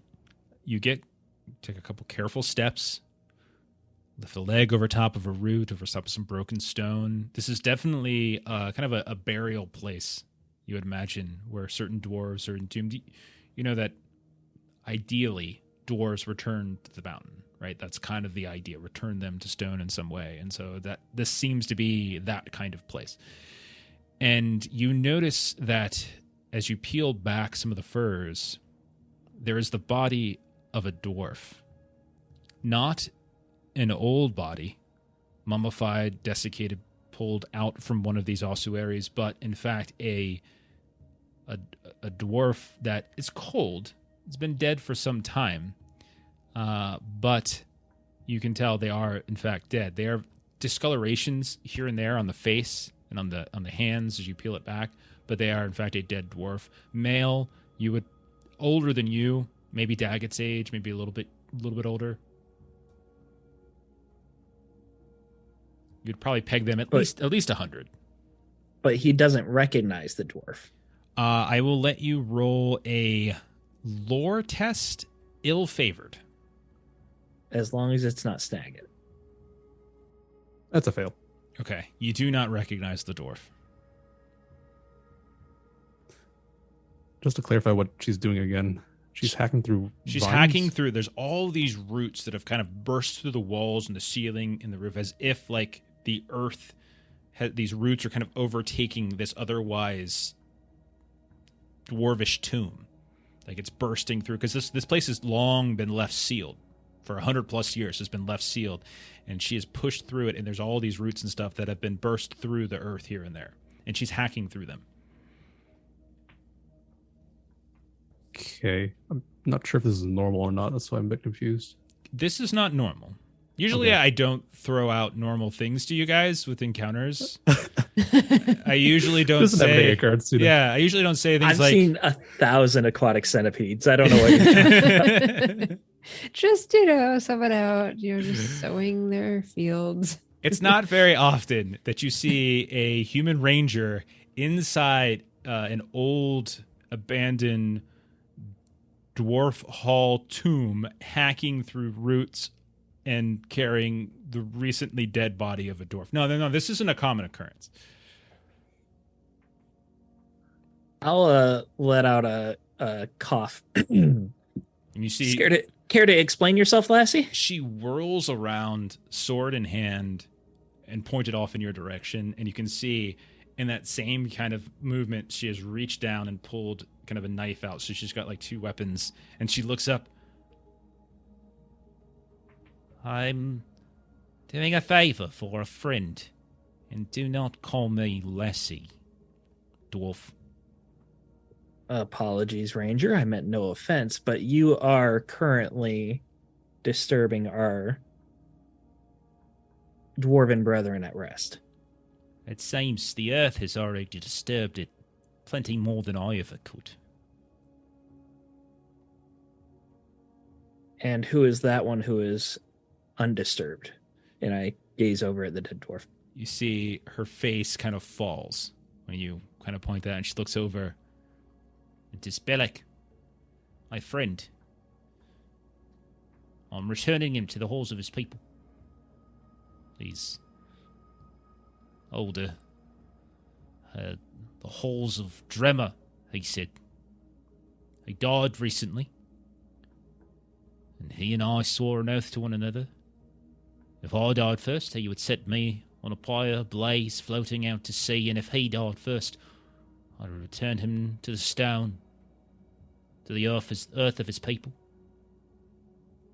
And that is what I am doing. I mean no offense, I mean no insult. You have to do it firsthand. We have customs for that. He is not well thought of by most of your people. He is exiled, he would say. He did say.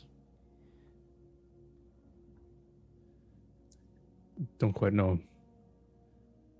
You would not. You know, I've been venturing elsewhere these many years. We haven't been in the Blue Mountains in more than 40 years, I would imagine. Misty Mountains, and further eastward to Mirkwood and other places far from here. But as I said, I mean no offence, but I will see this through. Might we ask how he perished? Poison.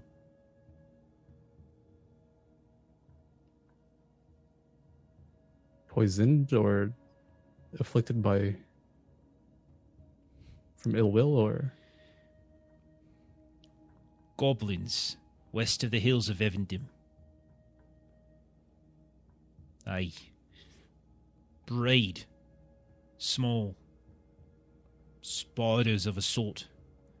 They lace their blades and their arrows with the venom.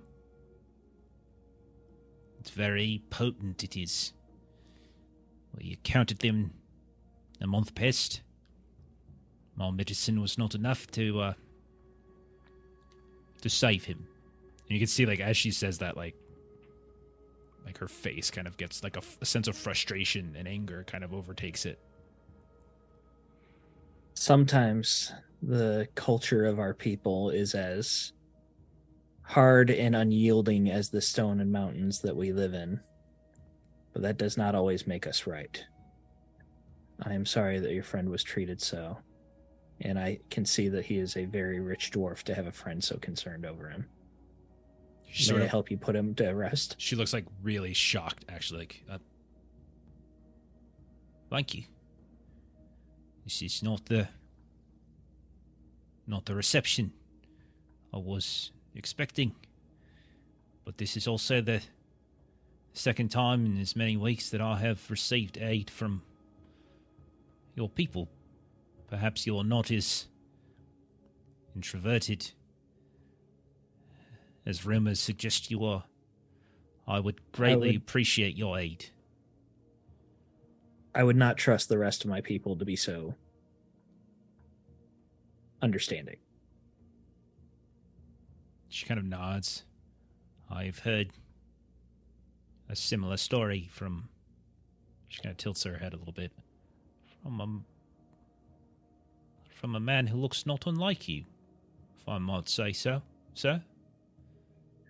Oh, you must have met my brother, Taggett. He's a trapper. He's always out in the mountains around here. No, but his name was similar. Snagget, he called himself. Snagget. Are you sure it wasn't Taggett? I am certain. No, just whereabouts. We've been looking for him. I encountered him and many of his kin a fortnight ago, perhaps, on the northern shores of the Little Loon. We were making camp near a heavy bend above the water when I encountered him. He, like you, was suspicious, of course, of me carrying a dwarvish brethren, but we had a word. He even offered his aid. He directed me here, in fact, for I was going to venture and beg for help from one of your halls. I would imagine they would not have received me kindly. But he was the one who directed me here, circumventing whatever procedural nonsense I'm sure I would have had to contend with. And I'll sort of lend aid and try to get whatever information out I can. Sure. Roll. I mean, just roll like a social skill. You know, whatever you want. Anything. Could be persuade. Could be hearten, courtesy, anything like that. Let's do courtesy because I can get a magical success Okay. with my Twilight Ruby. You impress her with your knowledge of Ranger culture. Drop Iriniel's name in there, Marimben, Talendil. You leave out the fact that you left those two for dead, but you drop their names. Respect. Okay. How'd you do? No extra successes. Okay. All right. So she just says as she's doing this, it's like you're helping in turn in kind of this empty ossuary. You're kind of piecing in and kind of clearing around the the roots and stuff to make access. And she says, there were perhaps not quite 20, and perhaps a dozen or more. I suspected they had others, perhaps in reserve. At least at first. More came. Once it seemed I was no longer a threat or an obstacle for them. But we exchange information. your brother, was it? Yes, my brother. Your brother, he had very interesting news about the state of the Blue Mountains. But he was helpful indeed in finding the halls of Dremar. In return, he asked stories, it seems, about my ancestors. About kings long dead. About kingdoms of Arthur, Dane, and Arnor. Places my blood once reigned, but not for quite some time. He was, the lot of them were very eager to hear them. Anything I might give information. It says they were on a hunt, they said. I said, what beast do they hunt? Perhaps I might lend information for that, for I know the Northlands well. And they said it is not beast. A treasure hunt. Indeed it was. Indeed. Yes. He was hoping to recover great treasures of human kings. Offered me a position in his party. I declined, of course. Snagit is a good dwarf. He does not deserve the fate that many dwarves would wish upon him. He was brash, but kind-hearted, I think. Yes? It's a good way to describe him. Indeed. We dined, we drank, they toasted Bellic despite not knowing him. And in the morning we broke our fast and we bid each other farewell. They journeyed northwestward, and I down the river and across.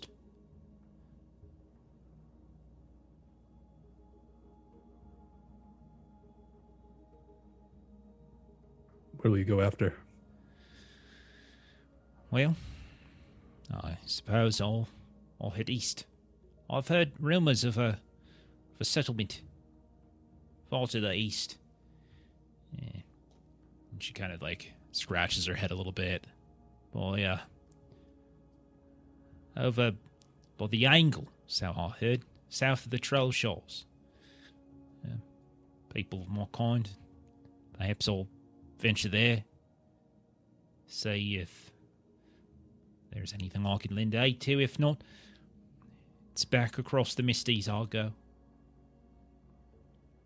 To different lands.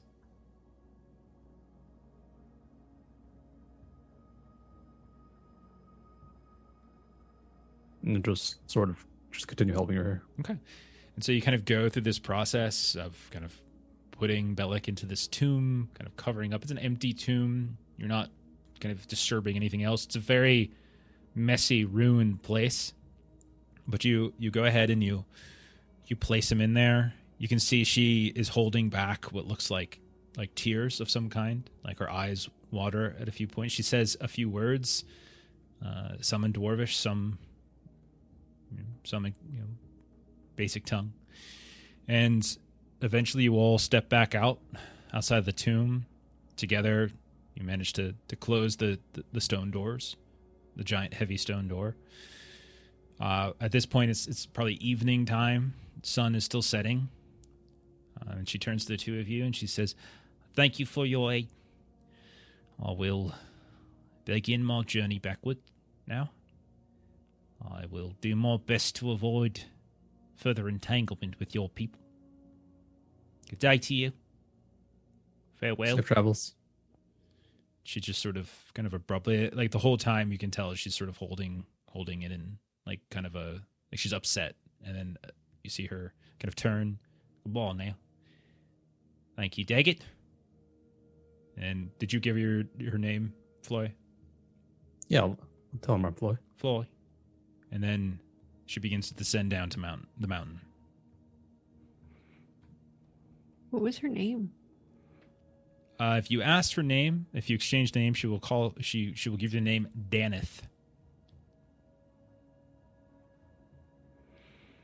So we'll fade out of that scene, and we will open up once more one final time, we will see the halls of Gladrock in all their glory. We will see the home of Floy. We will see a dozen or more of Floy's kin moving about. We see his mother shuffling here and there. Long table. We see food, drink laid out. People laughing boisterously. And we see, walking into the hall, Floy and Daggett. You look out, Floy, you see your family. You see this long table. And you also see, at the far end on either side, a very familiar profile of your ranger friend Iriniel and your hobbit friend Gilly. We will end there for tonight, and we will pick up next time with the new fellowship of 4 together, and kind of go from there. Doing all right? Huzzah. Yay! Yay. I was trying to give you so much treasure tonight, Floy. You just kept turning it down. I was like, wow, there's so Really much treasure. win. A couple times here and there. Could have. You were just in a tomb right there. Oh yeah, I forgot about that. Yeah. We can't rob our, I'm not our gonna own rob. people. Really? Isn't that what you did when you were Floyd looking might. around the other one?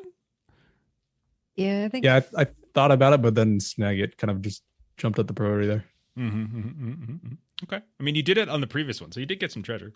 Yeah, true. You get 4. Yeah. So Hundreds and hundreds of treasure that Floy has. you could have gotten more. So basically, I was going to use a scan roll, and in the first place, I was going to give you 1d4 treasure per success, and then in the second place, God. if you would have tried to loot the halls of Dremar, I would have given you 1d2 treasure per success. So it's a much smaller place, and they obviously didn't do particularly well to begin with. But yeah, we're going to end it there. We'll be back with more One Ring. We're going to be off the next 2 weeks because one's Christmas Eve and one's New Year's Eve. So no One Ring for the next 2 weeks just because of the way the holidays landed. We still might do something random and fun on a Saturday if there's enough people that are interested around that want to do that. But we're going to wait to come back to One Ring until the new year once everyone's back because everyone's got little different family obligations here and there. So we'll be back. I think it's the 7th of January will be the next time we come back to One Ring, and we will start probably a journey, I think, to try to track down Snagit, and we'll see if we can do more with that. So let's see. Let's do some closing plugs. Where are we next? So tomorrow, or not tomorrow. Yeah, tomorrow I'll actually be over on Steam Still Murder playing some Shadowrun. But Monday we'll be back here playing Holler. Melissa and I are in that game. So Holler for Savage Worlds, where I promise this time, I swear, we will finish Act 5. Then Steven, what's happening on Tuesday? The Good, the Mad, the Unholy. It's our penultimate episode. Ooh. Just 2 more weeks left. And on the 27th, make sure you show up and get a chance to win the Haunted West core book. Yeah. Very kindly donated to us by Darker Hue Studios. Indeed. Yeah, we actually have back-to-back giveaways next week. Or actually, no, that's the week after. I'm sorry, I lied. But also, we are doing another giveaway on Monday, too. Speaking of giveaways, from our friends at Norse Foundry, we're giving away another set of dice. We've been doing that. And then, let's see, what else we have going next week? Next Friday. I don't know what we're doing next Friday. We decided something. we were going to do our final episode of... No, that's January 6th. That's January 6th. My tray's What out. are we doing on Friday? We don't Something. know yet. We're gonna do something. I think we're definitely gonna do something on Friday. We'll talk if we decide to do anything on Christmas Eve, but we'll do something on the 23rd. We'll do something fun as long as everyone wants to. If you don't want to, well then screw you guys. I can find other people to play with. But yeah, we'll probably do something So on many Friday. games, so many decisions. Yeah, so it's holidays for the next 2 weeks. Things are going to be a little quirky, but we'll try to get some stuff up on the channel, both here and then posting it up on YouTube here and there. But that's about it. Thank you for everyone who hung out tonight. We got some bits earlier, I think, from Aaron and from somebody else. I wasn't really paying attention to the chats that much tonight. I apologize. I think it was just Aaron tonight, and I Okay. apologize if I'm misspeaking. Yeah, that's fine. And we will, we'll be back on Monday with some Hala. we're going to go ahead and raid some folks. Looks like the boys from the Baltic Star are playing Those Dark Places. Oh, maybe we should play some of Those Dark Places. That could be something. Ooh. That's a fun little game. We've played it before. Very light industrial sci-fi in the vein of Alien or Mothership, but very simple rules. Played it a while ago. So we're going to raid them. That's what they're playing right now. Go watch them, follow us. And if we don't see you until our next One Ring, hope you have Happy New Year, Merry Christmas, Happy Holidays, all that kind of stuff. So good night, everybody. Bye-bye. Bye. Bye. Bye.